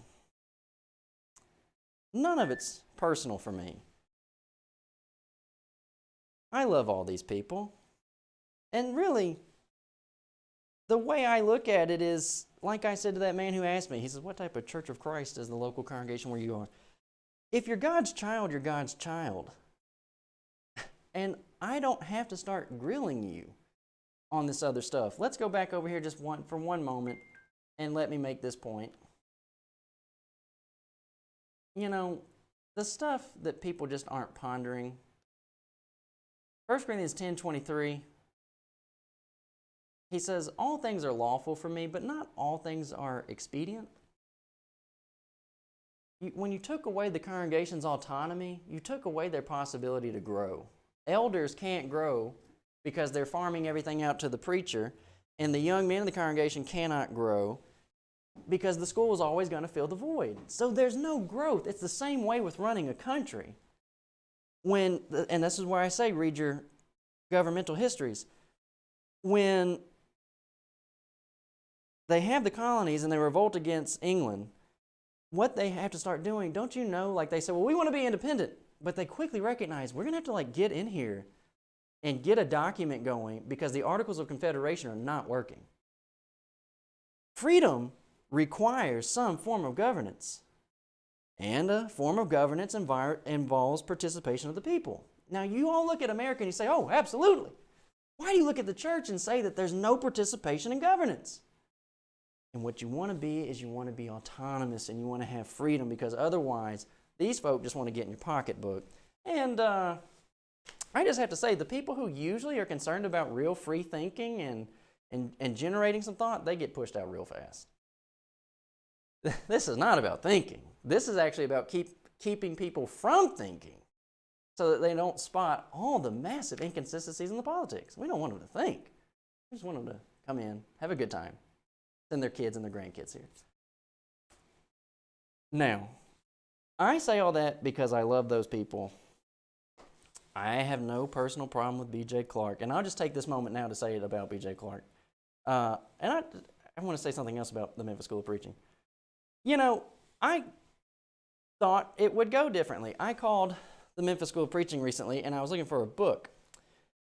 And the librarian answered the phone, and I say, do you have this on cassette, video, book form, what have you? And it's the 1992 Harding Graduate Preacher's Forum. And I asked for it.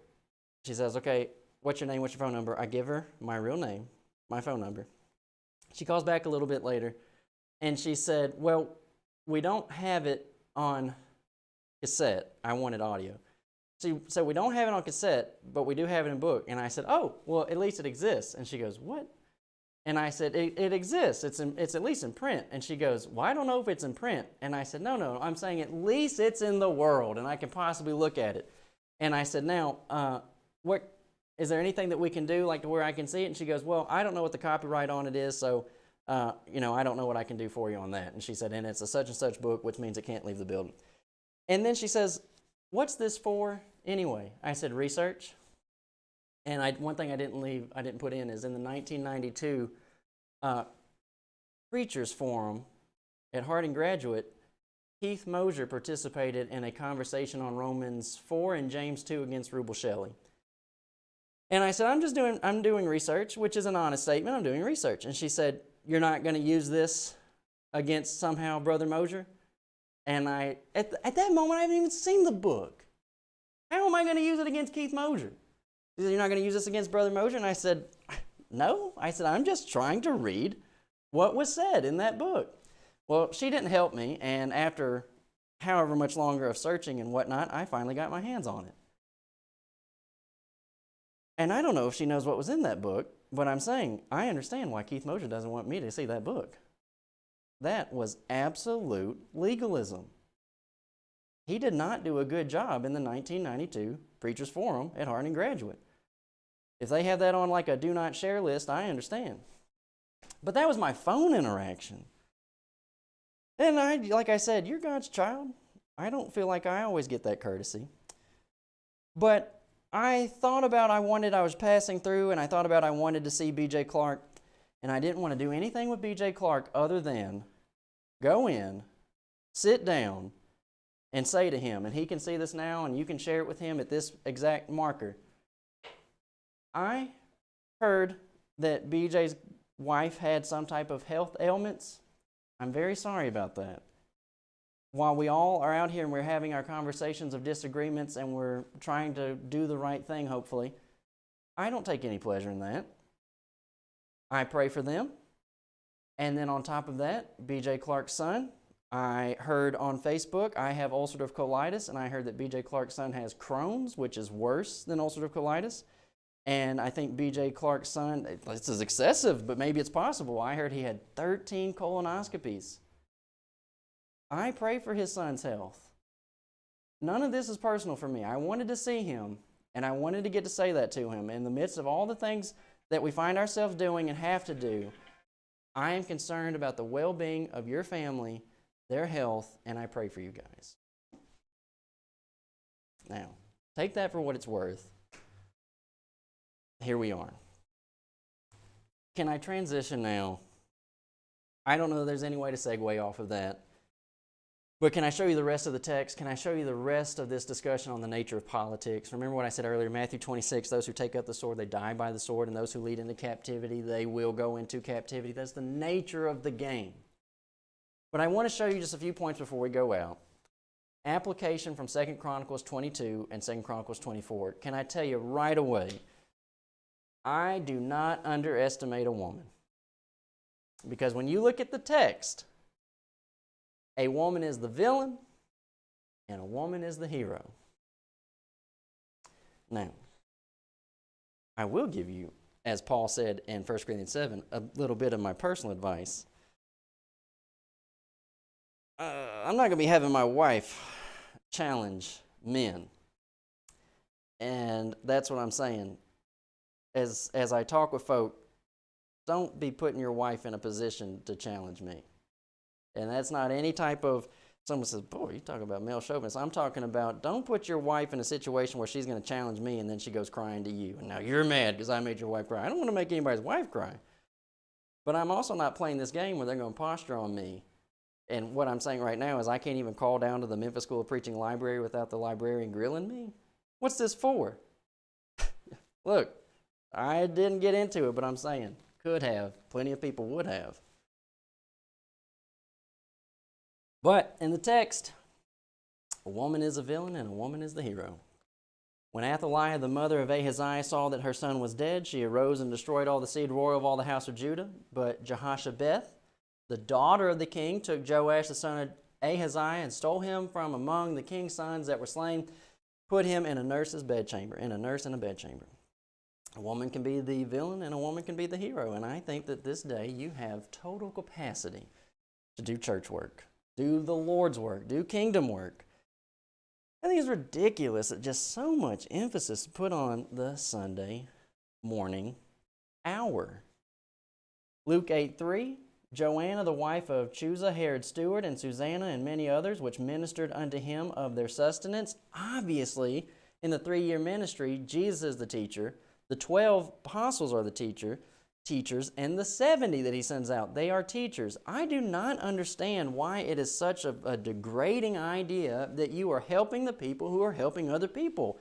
It'd be one thing if we just said, you can't be on the team at all. Stay home, don't come out, and don't talk to us. You're in it. You're on the team. You are a very useful part of the team. Acts 21:9, same man had 4 daughters, virgins, which did prophesy. Now, of course, this has to be governed by 1 Corinthians 14 and 1 Timothy chapter 2. But this is where we always come back and we say, look, women can teach and they can do plenty of teaching, and plenty of teaching is not happening today. Older women could be teaching the younger women.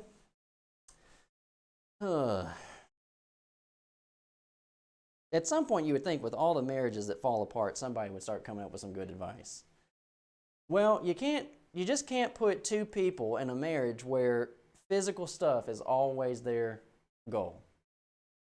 At some point, you're going to have to say, look, maybe you don't become the Rockefellers and you don't keep up with the Joneses, but you at least don't fight all the time. You enjoy very little things that you get to do together. And one doctor, the way that he said it was, he said married couples, he said they fixate and they dream on all the possessions that they could have and all the vacations they could go on. He said, but in reality, what you need to be thinking of is, how does your wife greet you when you come through the door in the evening? He said, because that's going to be some of the most solid 30 minutes that happens every day. Every day you have that interaction with each other, and very rare do you take this extravagant vacation. Your marriage and your relationship is built on the 30 minutes of when you come home through the door. Are you happy to see each other? Do you share moral principles? Do you share character and convictions? Are you trying to share those things with your kids? Are you dedicated to keeping your house, and people don't get to infiltrate and you put out toxic family members? See, why are older women not saying this? Just all kinds of stuff. Mothers who could be telling young ladies who are about to get married, listen, honey, when you leave, you need to leave. And it's a joke, but people say that, women go from one daddy to the next, and mothers really ought to say to a daughter, don't be coming home to daddy. Right? Y'all need to start working out your problems on your own.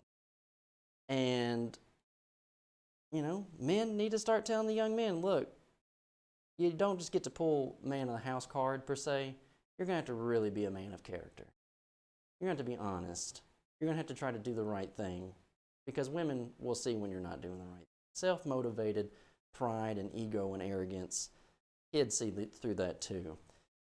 And people say that. They say you can fool a number of people, but you won't fool your family. And stuff, titles, and money is not who you are. And so there are plenty of men that they say, well, I just thought that she would be happy. I really have to hit this one. They say, I thought that she would be happy with the amount of stuff that we have. What she wants you to do is she wants you to be an interesting person. And there are so many men out here who are not growing and they're not cultivating any type of inner man, Colossians 3 growth, that they don't want to be with you. You're as shallow as a mud puddle, and it goes the same way. a man who is growing needs a wife who is somewhat growing at the same rate as he is so that she can keep up with what's going on in their collected life. And so that she can provide some assistance and consolation. I'd say that's one of the biggest ways you're going to be a hero. You train up these children, love them, give them affection and education, you're a hero. Can I talk to you about the text and the priests? When you're looking at 2 Chronicles 23, verse number 7, you talk about underappreciated texts, obscure texts. I have to make a point about some of the stuff that we said earlier. I have to go back, and I'll come back to this, I'm sorry. When you look at these political figures and the institutions and the agendas, do you think that the Apostle Paul, if he were here today, that he would plug into all that? Or would he actually be this obscure, free-roaming individual who was making disciples? Paul said in Romans 15:20, I have strived to preach the gospel not where Christ was named, lest I should build on another man's foundations.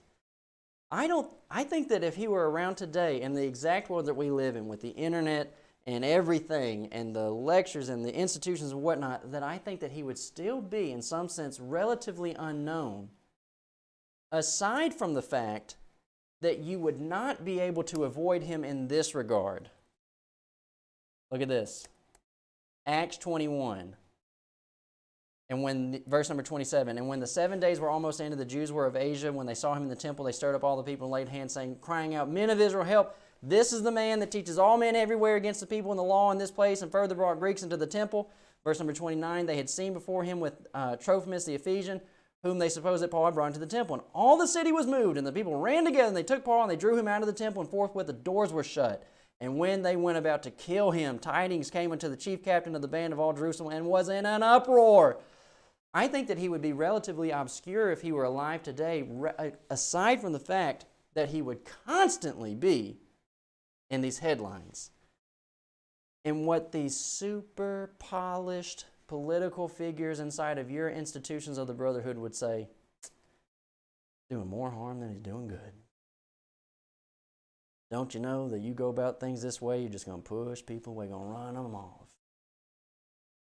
What have these people ever done besides climb the political ladder? This is what they're doing now. You say, Caleb, you don't know what they're doing. I know what they're doing. They are managing the lectureship, they're managing the youth event, and then they're all going to come together. You seen The Godfather? They put all those families of New York in one room. Hey, all the 5 families are coming together. That's all you got there. You can't look at me and say it's personal when so many people just keep documenting the same thing.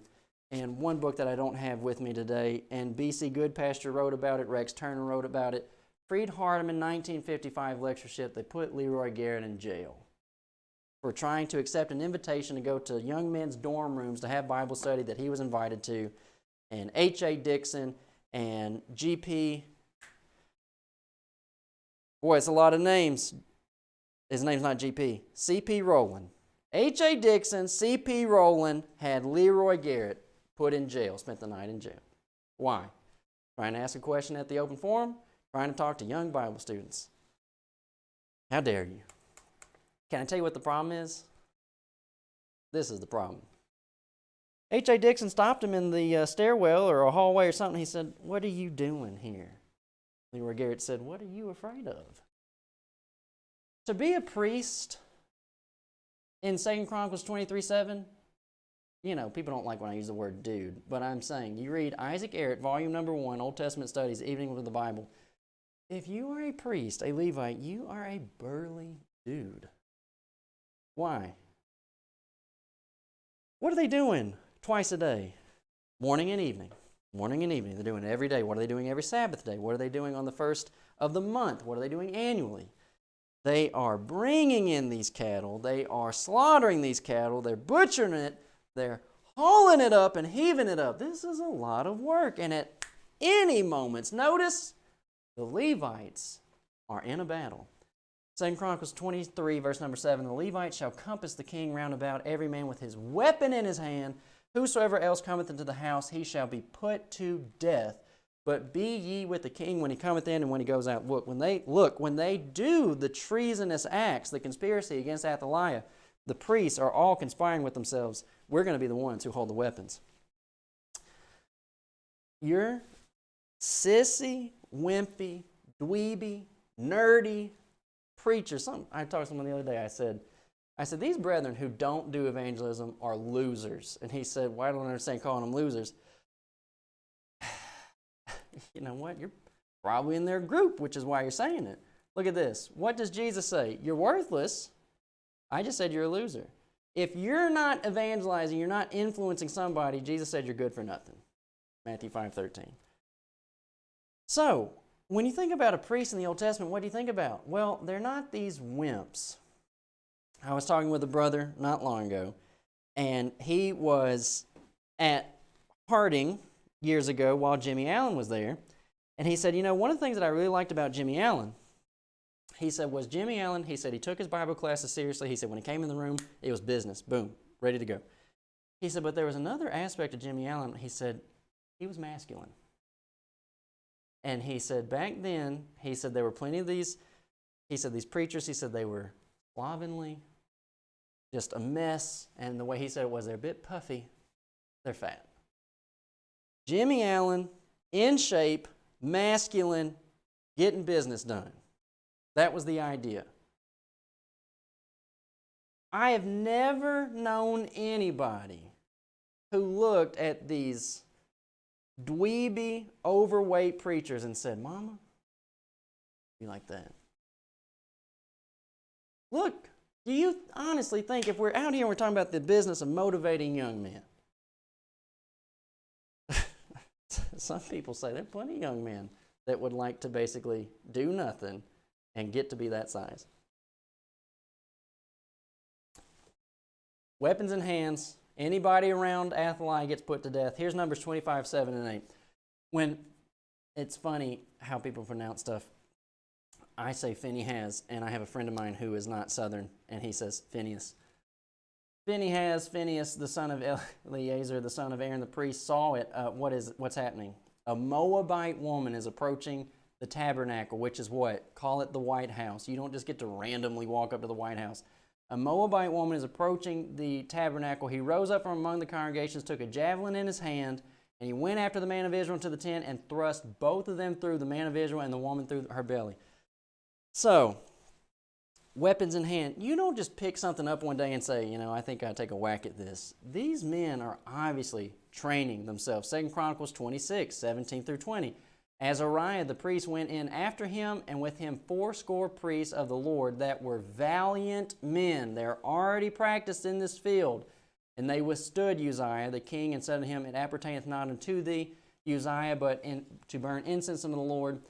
Then Uzziah was wroth. He does it anyways. He's struck with leprosy. And Azariah the chief priest and all the priests looked upon him, and behold, he was leprous in his forehead. And then they thrust him out from thence. You say, well, Caleb, a shepherd deals gently with the sheep. Nah, a shepherd kills the wolf, the lion, and the bear. 1 Samuel 17:34, David said, I keep my father's sheep. I'm a shepherd. And you know what I can do? I can kill a lion, I can kill a bear. Acts 20, 29, and 30, I know this, that after my departing shall grievous wolves enter in among you, not sparing the flock. Also of your own self shall men arise, speaking perverse things to draw away disciples after them. You're going to kill the wolf. And you know who says, take it easy on me? The wolf.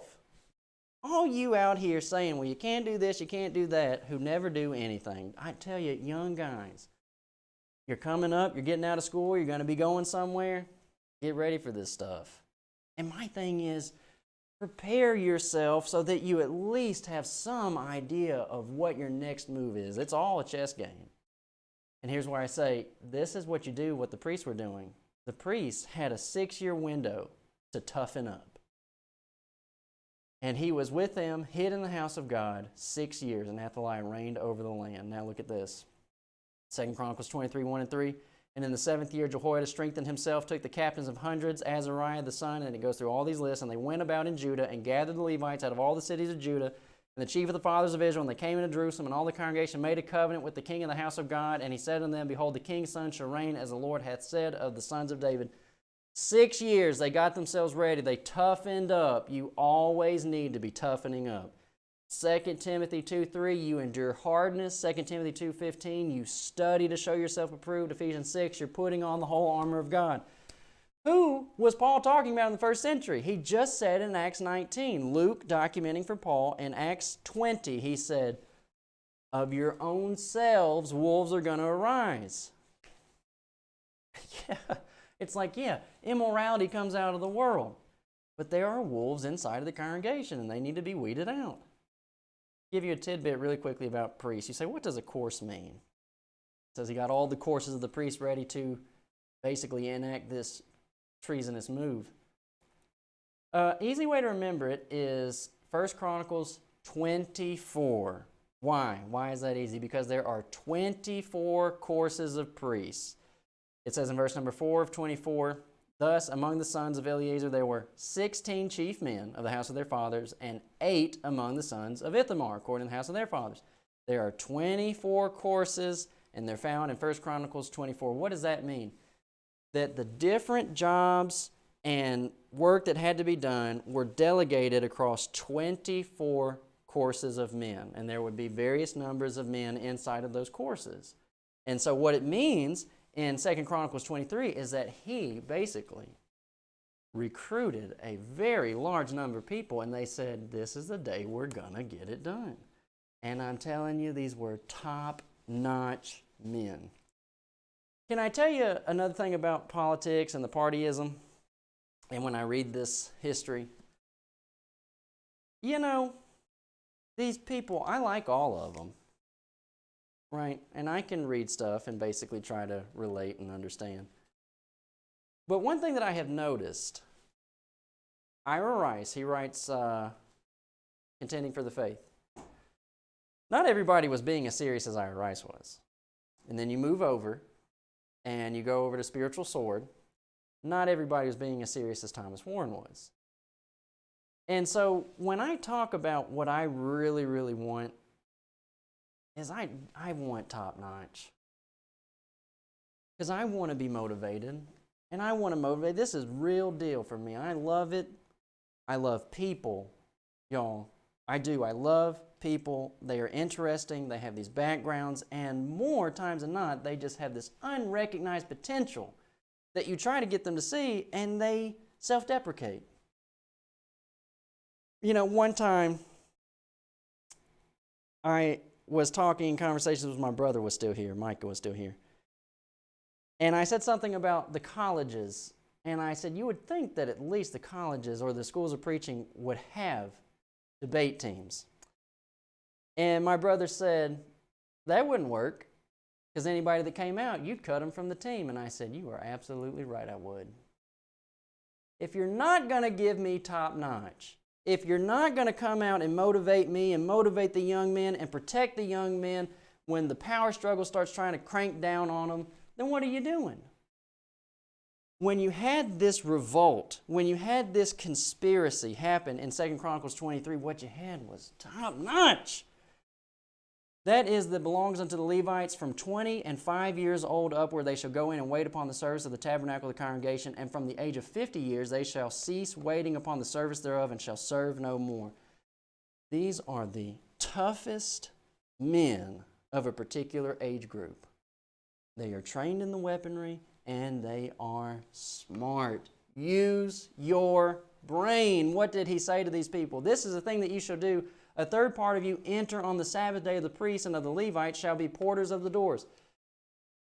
Athaliah is of the house of Ahab, idolatrous. And so what do you think that these idolatrous people do? They're not paying attention because they're not versed. Why would they be versed when you're idolatrous in the ways and the thinkings of a Hebrew in the Old Testament? But one thing that they would know, Athaliah could say, I know one thing they're not going to do. They're not going to do anything on the Sabbath day. And Jehoiada says, we're going to move on the Sabbath day. And that's where, if you put some brethren right now, back in the Old Testament time, they would have been saying, on the Sabbath day, we can't do it on the Sabbath day. Is the Sabbath day over the kingly line of Judah? God makes a promise with David that his seed will not be removed and that it will be the Messiah comes through the line of Judah. Is the Sabbath day over the seed line of the Messiah? Is the Sabbath day over the freedom of the people? Which is exactly what Mark will say. Mark 2, verse number 27. Jesus has to inform the people the Sabbath was made for man, not man for the Sabbath. And so what does that mean? God looks down and He deals graciously on these people and He understands the circumstances. This is no different than when Jesus' disciples go out and they pluck the corn on the Sabbath day and the Pharisees say, hey, this is the Sabbath day. And Jesus has to say, have you not read what God allowed King David to do when he was a-hungered? Have you not read what God allowed these people to do when their freedom was in jeopardy? Let me tell you how this passage does not work. Someone says, well, Caleb, you are making a case for all these people who, quote, could not come together for coronavirus. Oh, they could not come together for coronavirus? They sure made their way down to Walmart. No. I'm using this in the opposite way. What y'all did in the past 2 years was let our freedom be encroached on instead of saying, recognizing God understands and appreciates the freedom of the people. These people said, Sabbath day aside, we're moving in on them, and this is where we're going to get them. And I have to tell you that my brethren do ignorant things, stupid things, because they don't know the Old Testament text. You cannot read this and see the things that God was behind and tell me, well, the governor said you can't come in the building with 10 or more people. You think the governor gets to tell me what I do in my religion? You're not just biblically ignorant, you're constitutionally ignorant. That's where we found ourselves. And where were the institutions in the last 2 years?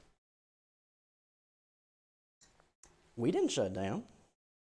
Your institutions did. A note about the people. The people suffer. The institutions bask. When Athaliah heard the noise of the people running and praising the king, she came to the people into the house of the Lord. All the people of the land rejoiced and sounded with trumpets, and all the people of the land rejoiced, and the city was quiet after they had slain Athaliah with the sword. What I am saying is absolutely what you want. But you have family members and you have friends that you say, no, I can't say those things, Caleb. Here's what I want, and here's what you want. I want enthusiasm, top notch. Like I said, textual studies. Y'all come into your congregations, your buildings, and you spend however many minutes reading the announcements from the bulletin. It's in the bulletin. Let them take it home and read it. Stop wasting the Bible class time. You waste the Bible class time. Why? Because the teacher really doesn't have anything prepared. Can I tell you this?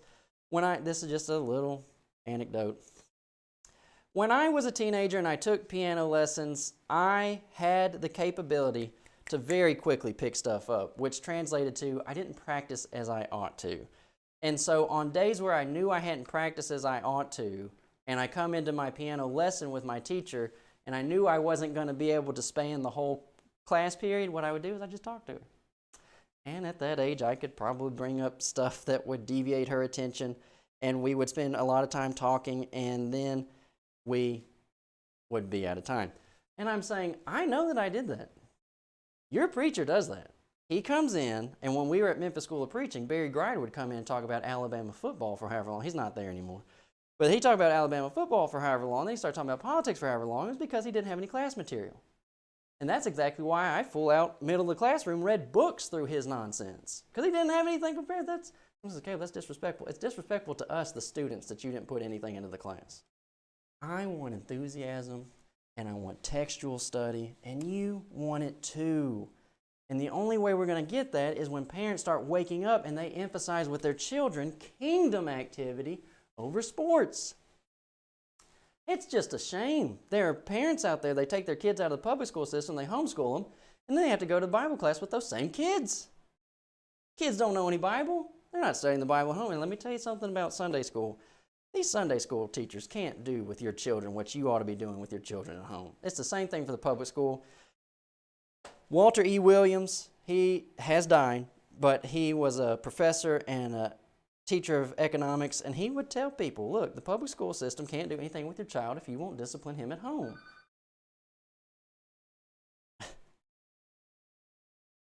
Okay. This is what does the Bible say? Hello, this is what does the Bible say? Yes, I have a question. Can you find Christianity in the Bible? So here's that's okay. Can you call back on Sunday night? Sure, but I still would like for you to show me Christianity in Okay, the Bible. so let's just... Jesus made disciples. He didn't make them called Christianity. Okay. So can we find that in the Bible, or did you add that? So, are you one of Geno's disciples? No, I do not follow Geno, but I have made videos about your dad's errors. Okay. Like in 2 Kings, he said that all right, I got Jehu your answer. killed Hey, Athaliah, I got your answer. Here it is. And Jehu didn't kill Athaliah. I'm still waiting on him to answer me back. Tell him to quit ducking and dodging me. Okay, so this man, what do you want to be called? Holiness? I don't belong to a church. I'm a street preacher. Okay. I don't belong to Geno.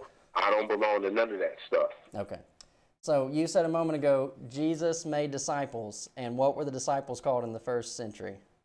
They weren't called Christianity. I didn't say Christian. I said Christianity. Okay, I'm a Christian. The Catholic Church came up with Christianity. I've heard you mention You think you're making anything off that? Ask me another question. Hey, ask me if the word Trinity is in the New Testament. I didn't ask you about Trinity. I said Christianity. Yeah. Ask me if the word Trinity is in the New Testament. We're lying on the Bible, hypocrite. Okay. Yeah, look, man, that doesn't bother me. I love it. These dudes, wherever 480 is, these dudes call in, they hang up, they spout off at the mouth, they ask dumb questions. Christianity. The disciples were called Christians, and he's not a part of any group, and he's a street preacher. I love it. They hang up. Geno Jennings never going to come on and debate. These guys are not going to come out and debate. What they're going to do is they're going to make these drive-by phone calls, and that's okay. What do I want? What I want is what you want. You want parents who are serious with their students. You want the men in the local congregations to stop being a knot on the log, to take it all seriously, to make the kingdom the first thing in their life. Seek ye first the kingdom of God. Boy, I tell you, there are so many jobs to be done in a congregation, and God bless the men who do them well.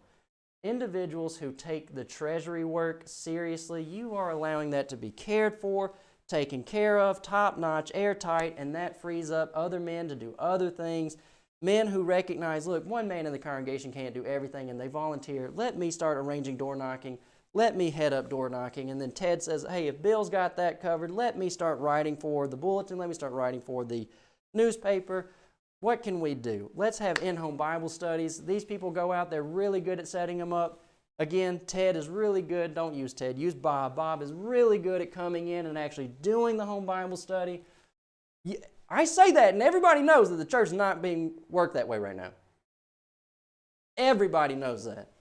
There's not a person out there right now who's not saying, no. You do not have a collection of men taking it seriously. What you have is a one-man show and these secret men in a back room who couldn't teach if they needed to. We want men to be the Bible class teachers. We want active evangelists. We want to start knocking doors and start getting studies. We want to start seeing more debates. Dude called in. See more debates. Practice church discipline. Here's my thing, y'all. You're never going to have a good Bible class until you start practicing church discipline. You know why? Because the people won't be free to come in and teach what they need to, because they're all going to recognize the nonsense that's going on in the congregation. He's going to start teaching something out of the text. You're going to be saying, that is Sister Sue's niece. And it's just going to go down the line. You know what? Lukewarm is unruly. We all know these people who are lukewarm. I've said this before. We know who the lukewarm are. I don't know why. Hebrews chapter 12, a root of bitterness. The obviously lukewarm crowd, where is it? 15. Look diligently, lest any man fail of the grace of God, lest any root of bitterness springing up trouble you, and thereby many be defiled. Just get the lukewarm out. Revelation 3, he says he wants the lukewarm out. They don't want to be at Bible class. They don't show up on time. They don't bring their textbook. They don't do their homework. They don't do any outside study. Get them out of here. Let them go to the congregation down the road that inhabits and encapsulates lukewarm people. Practice your singing. I'm looking for a book. I don't have it. Isaac Errett, at the end of the 1800s, was one of these individuals who wasn't so hard on the piano. But one of the things that he said was, back to his brethren they were very much opposed to the piano. Isaac Errett's statement was, if y'all are going to oppose the piano, you better have some good singing. I believe that. We have a brother locally who did a lesson, and he made a fantastic point. And it's it's Colossians 3:16. He says, he started a lesson, he said, is singing teaching? Well, yeah. He said, does anybody enjoy sitting through bad teaching? No. Then why are we satisfied with bad singing? Amen? There's no reason why people can't learn to sing better, and you're all in there with your brothers and your sisters, and you're trying. Let's go to another passage, 1 Peter chapter 2. Spiritual house, spiritual sacrifices. Our singing is being offered to God. I don't know why you wouldn't have the self-motivation to do the best you possibly can. And more times than not, people are actually better singers than they think they are. What I want is what you want. The enthusiasm, and I have it here. Y'all are all just as tired of these idiot, lazy, pulpiteer, John 10 hirelings as much as I am, but you know that the day you get a qualified eldership with an active evangelist is the day you're going to have to wake up and get busy, and a handful of y'all just don't want to do it. D.R. Dungan says that in his hermeneutic books. He says there's a silent agreement between the pulpit and the pew. They don't want to be challenged, therefore he doesn't challenge, and the silent agreement is the salary. You don't challenge us, you don't bother us, we don't expect too much out of you. My dad does a lesson called Lukewarm and Loving It. Here's another thing. We're going to be wrapping up soon. We're kind of winding down. 2 Chronicles 24, 1 and 2. Is it possible to separate church and state? Again, historically, people do not know what that means, and they don't know where that's found. Separation of church and state. You're not going to be able to do it. And what I mean by that is, who makes up the state? People who are involved with the church. No, they're never going to be taken away. The principles that make a man a good citizen are the principles that make a man a good Christian. Daniel Webster said that. Joash was 7 years old when he began to reign, and he reigned 40 years in Jerusalem. His mother's name was of Beersheba, and Joash did that which was right in the days of the Lord, all the days of Jehoiada the priest. You have a state, and you have their religion. Now, someone says this is a theocratic monarchy. That obviously does not matter, because the kings will do what they want to do, and the people will suffer through it. So what you have, I don't know why we wouldn't look at this as a separation of powers.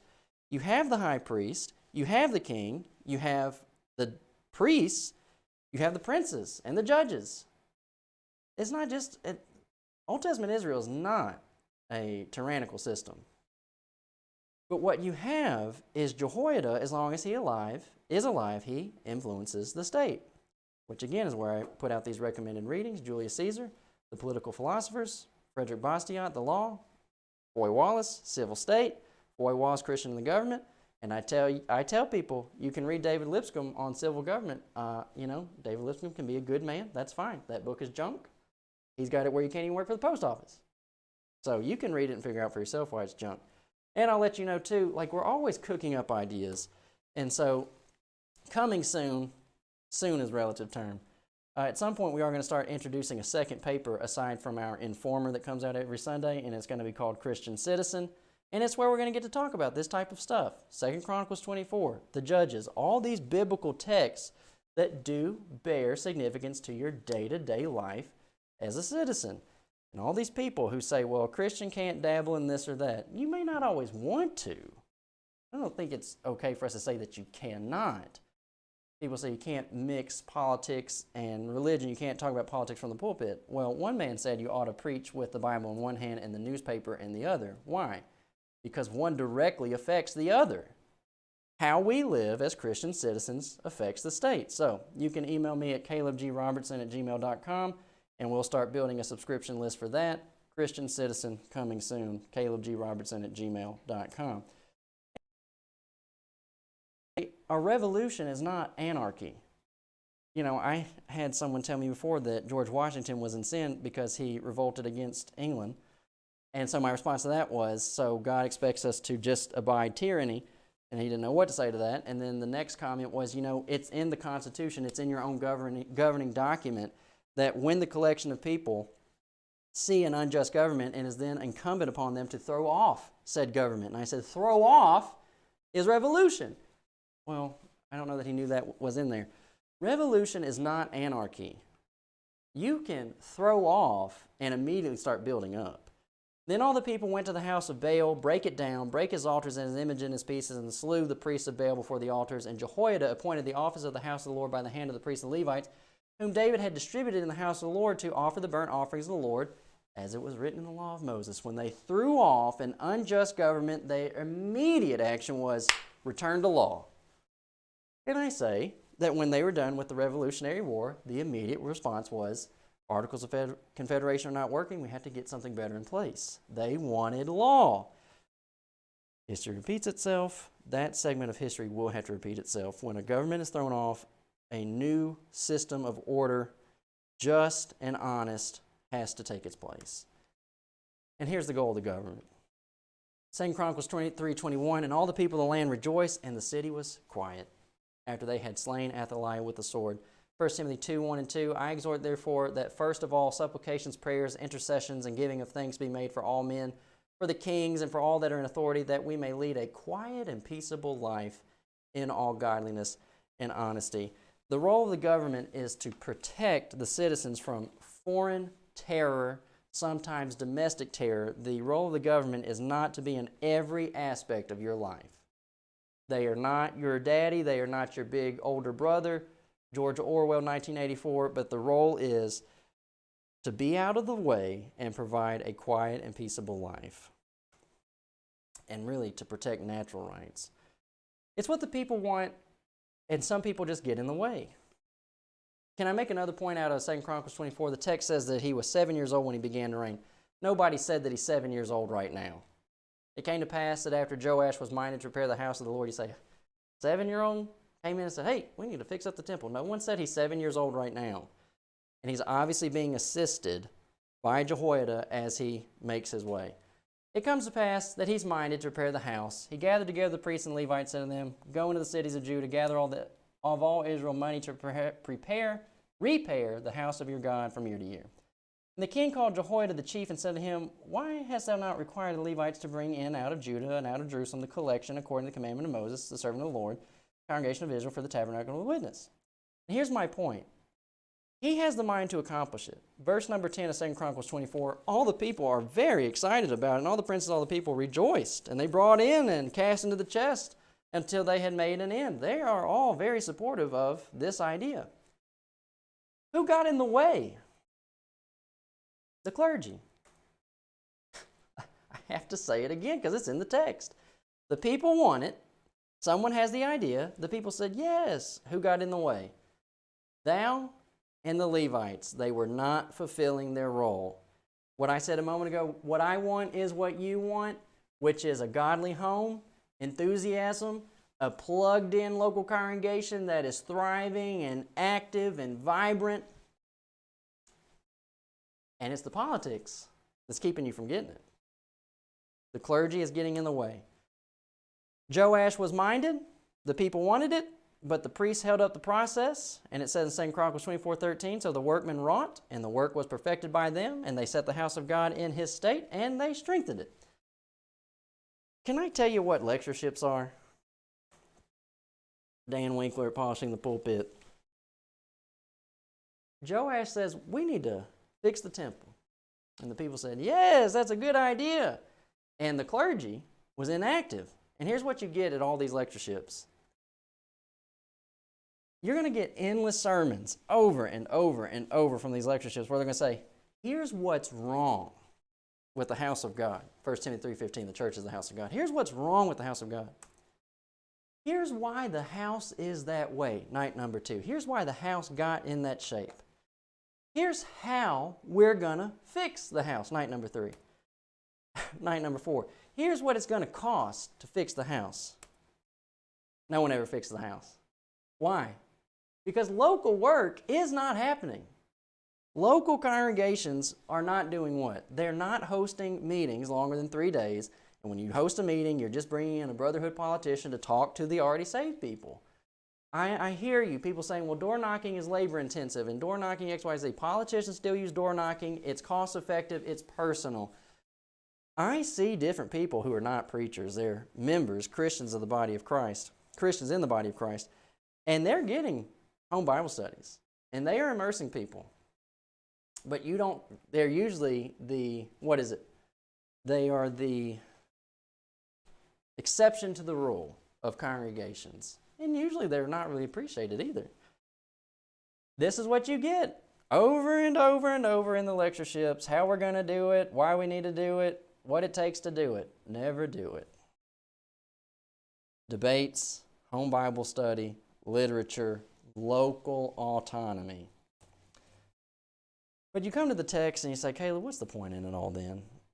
I don't think this class was negative. I think this class was very helpful to your young men as they go into preaching school, or maybe don't go into preaching school. Maybe they're going to stay home and the elders are going to assist them. The evangelist is going to assist them. What's so wrong with me saying I have confidence in some elders and some evangelists that they could help a young man? How dare you, Caleb, say that the elders could help a young man instead of the institution? How dare you say the evangelist could teach him to knock doors instead of teachers at the school who don't knock doors? You say, what's the point? The point is for you to do the best that you can. And I mean that. And I think if we had more people who would stop cutting themselves down and saying, well, I can't do this and I'm not them. And I tell you, they're probably not doing nearly as much as you think they're doing. If you just did your best and we had a collection of people honestly, genuinely doing their best. Look at what it says. They buried him, who? Jehoiada. He waxed old, full days when he died, 130 years old when he died, and they buried him in the city of David among the kings because he had done good in Israel, both toward God and towards his house. The goal is so that you can just live a life and you do good and you try and you be a part of the kingdom. And when I say things like that, no one said that you're working your way to heaven. But there's a sense in which you just want to do a good job. Why? Because you care about your fellow man. And here's the point. You say, well, what's the point? I kept reading. This is why I'm asking, what's the point? Now, after the death of Jehoiada came the princes of Judah and made obeisance to the king. Then the king hearkened unto them. Boy, that was quick, wasn't it? And how tragic. You read this story and you say, man, Jehoiada, the daughter of the king, however you say her name, these people put their lives on the line. They risked it for 6 years and then they led this revolt. And what does the young man that they do? They save him. What does he do? People come in and they flatter him, just like brotherhood politicians, and he rolls over. And they left the house of the Lord God of their fathers and served groves and idols, and wrath came upon Judah and Jerusalem for this their trespass. And someone says, if you do all this work, you put in a lifetime of work, and then the next generation just dumps it, what's the point, Caleb? You at least created a monument that people have a reference point to. Not everybody's happy about this. He's not going to get a good burial. They're mad at Joash. But they have to have something to point back to. And if you do nothing else but create a reference point of righteous living and Christian enthusiasm, for what it's worth, you got my thumb up. How about that? But in the meantime, this is a great moment for God's mercy. Joash betrays the legacy of Jehoiada. And look what the text says. They go out and they start worshiping idols all over again. Yet he, that is God, sent prophets to them. Once they started back in on the idols, God could have just smote them. But he doesn't. He tries to bring them back around by sending the prophets to bring them again into the Lord. Then they testified against them, but he would not give ear. And the Spirit of God came upon Zechariah, the son of Jehoiada the priest, which stood above the people, and said to them, Thus saith God, Why transgress ye the commandment of the Lord, and that ye cannot prosper? Because you have forsaken the Lord, he has also forsaken you. God is trying to bring them back. And this is how deep some people's corruption can run. Remember, we had classes on, I believe it was Joram, where we said, look, some people just evil. They conspired against Zechariah, the son of Jehoiada, and they stoned him with stones at the commandment of the king in the court of the house of the Lord. Thus Joash the king remembered not the kindness which Jehoiada his father had done to him, but slew his son. The corruption of some people. Jehoiada saves your life, and when he dies, you kill his son. That is the nature of politics. You start dabbling in the system, people send you some flattering words, you bend ear to them, next thing you know, you're stoning Jehoiada's son, the man who saved your life. And you hear this class and you read the text and you say, oh no, I never do that. You'd be surprised how quickly you get roped into some vindictive stuff by some slimy people. So they executed judgment against Joash, and when they departed from him, his own servants conspired against him for the blood of the son of Jehoiada the priest, and slew him on his bed, and he died, and they buried him in the city of David, but they did not bury him in the sepulchre of the kings. They are not happy with him. Who conspired against Joash? This echoes our class from 2 weeks ago. 2 nobodies got the job done. These are they that conspired against him: Zabad, an Ammonitess, and the son of Jimrith, a Moabitess. Now concerning his sons, what does that mean? They're non-Hebrews. Those are from descendants of Lot. An Ammonitess and a Moabitess. Now concerning his sons and the greatness of the burdens laid upon him and the repairing of the house of God, behold, they are written in the story of the book of the kings. And Amaziah his son reigned in his stead. And what did Amaziah do when he came in? Amaziah was 25 years old when he began to reign, and he reigned 20 and 9 years. His mother's name of Jerusalem. He did that which was right in the sight of the Lord, but not with a perfect heart. And it came to pass, when the kingdom was established in him, that he slew the servants, that he killed his father. Boy, it goes around. What goes around comes around. Take a look at 2 Kings 14:1. That's how you overlap. And here's why. Close out. It's the nature of politics. You start dabbling in it, and it will get you. Matthew 26:52. They that take the sword shall perish with the sword. He that leadeth into captivity shall go into captivity. It is absolutely the nature of politics. So what's the answer? Don't play the game.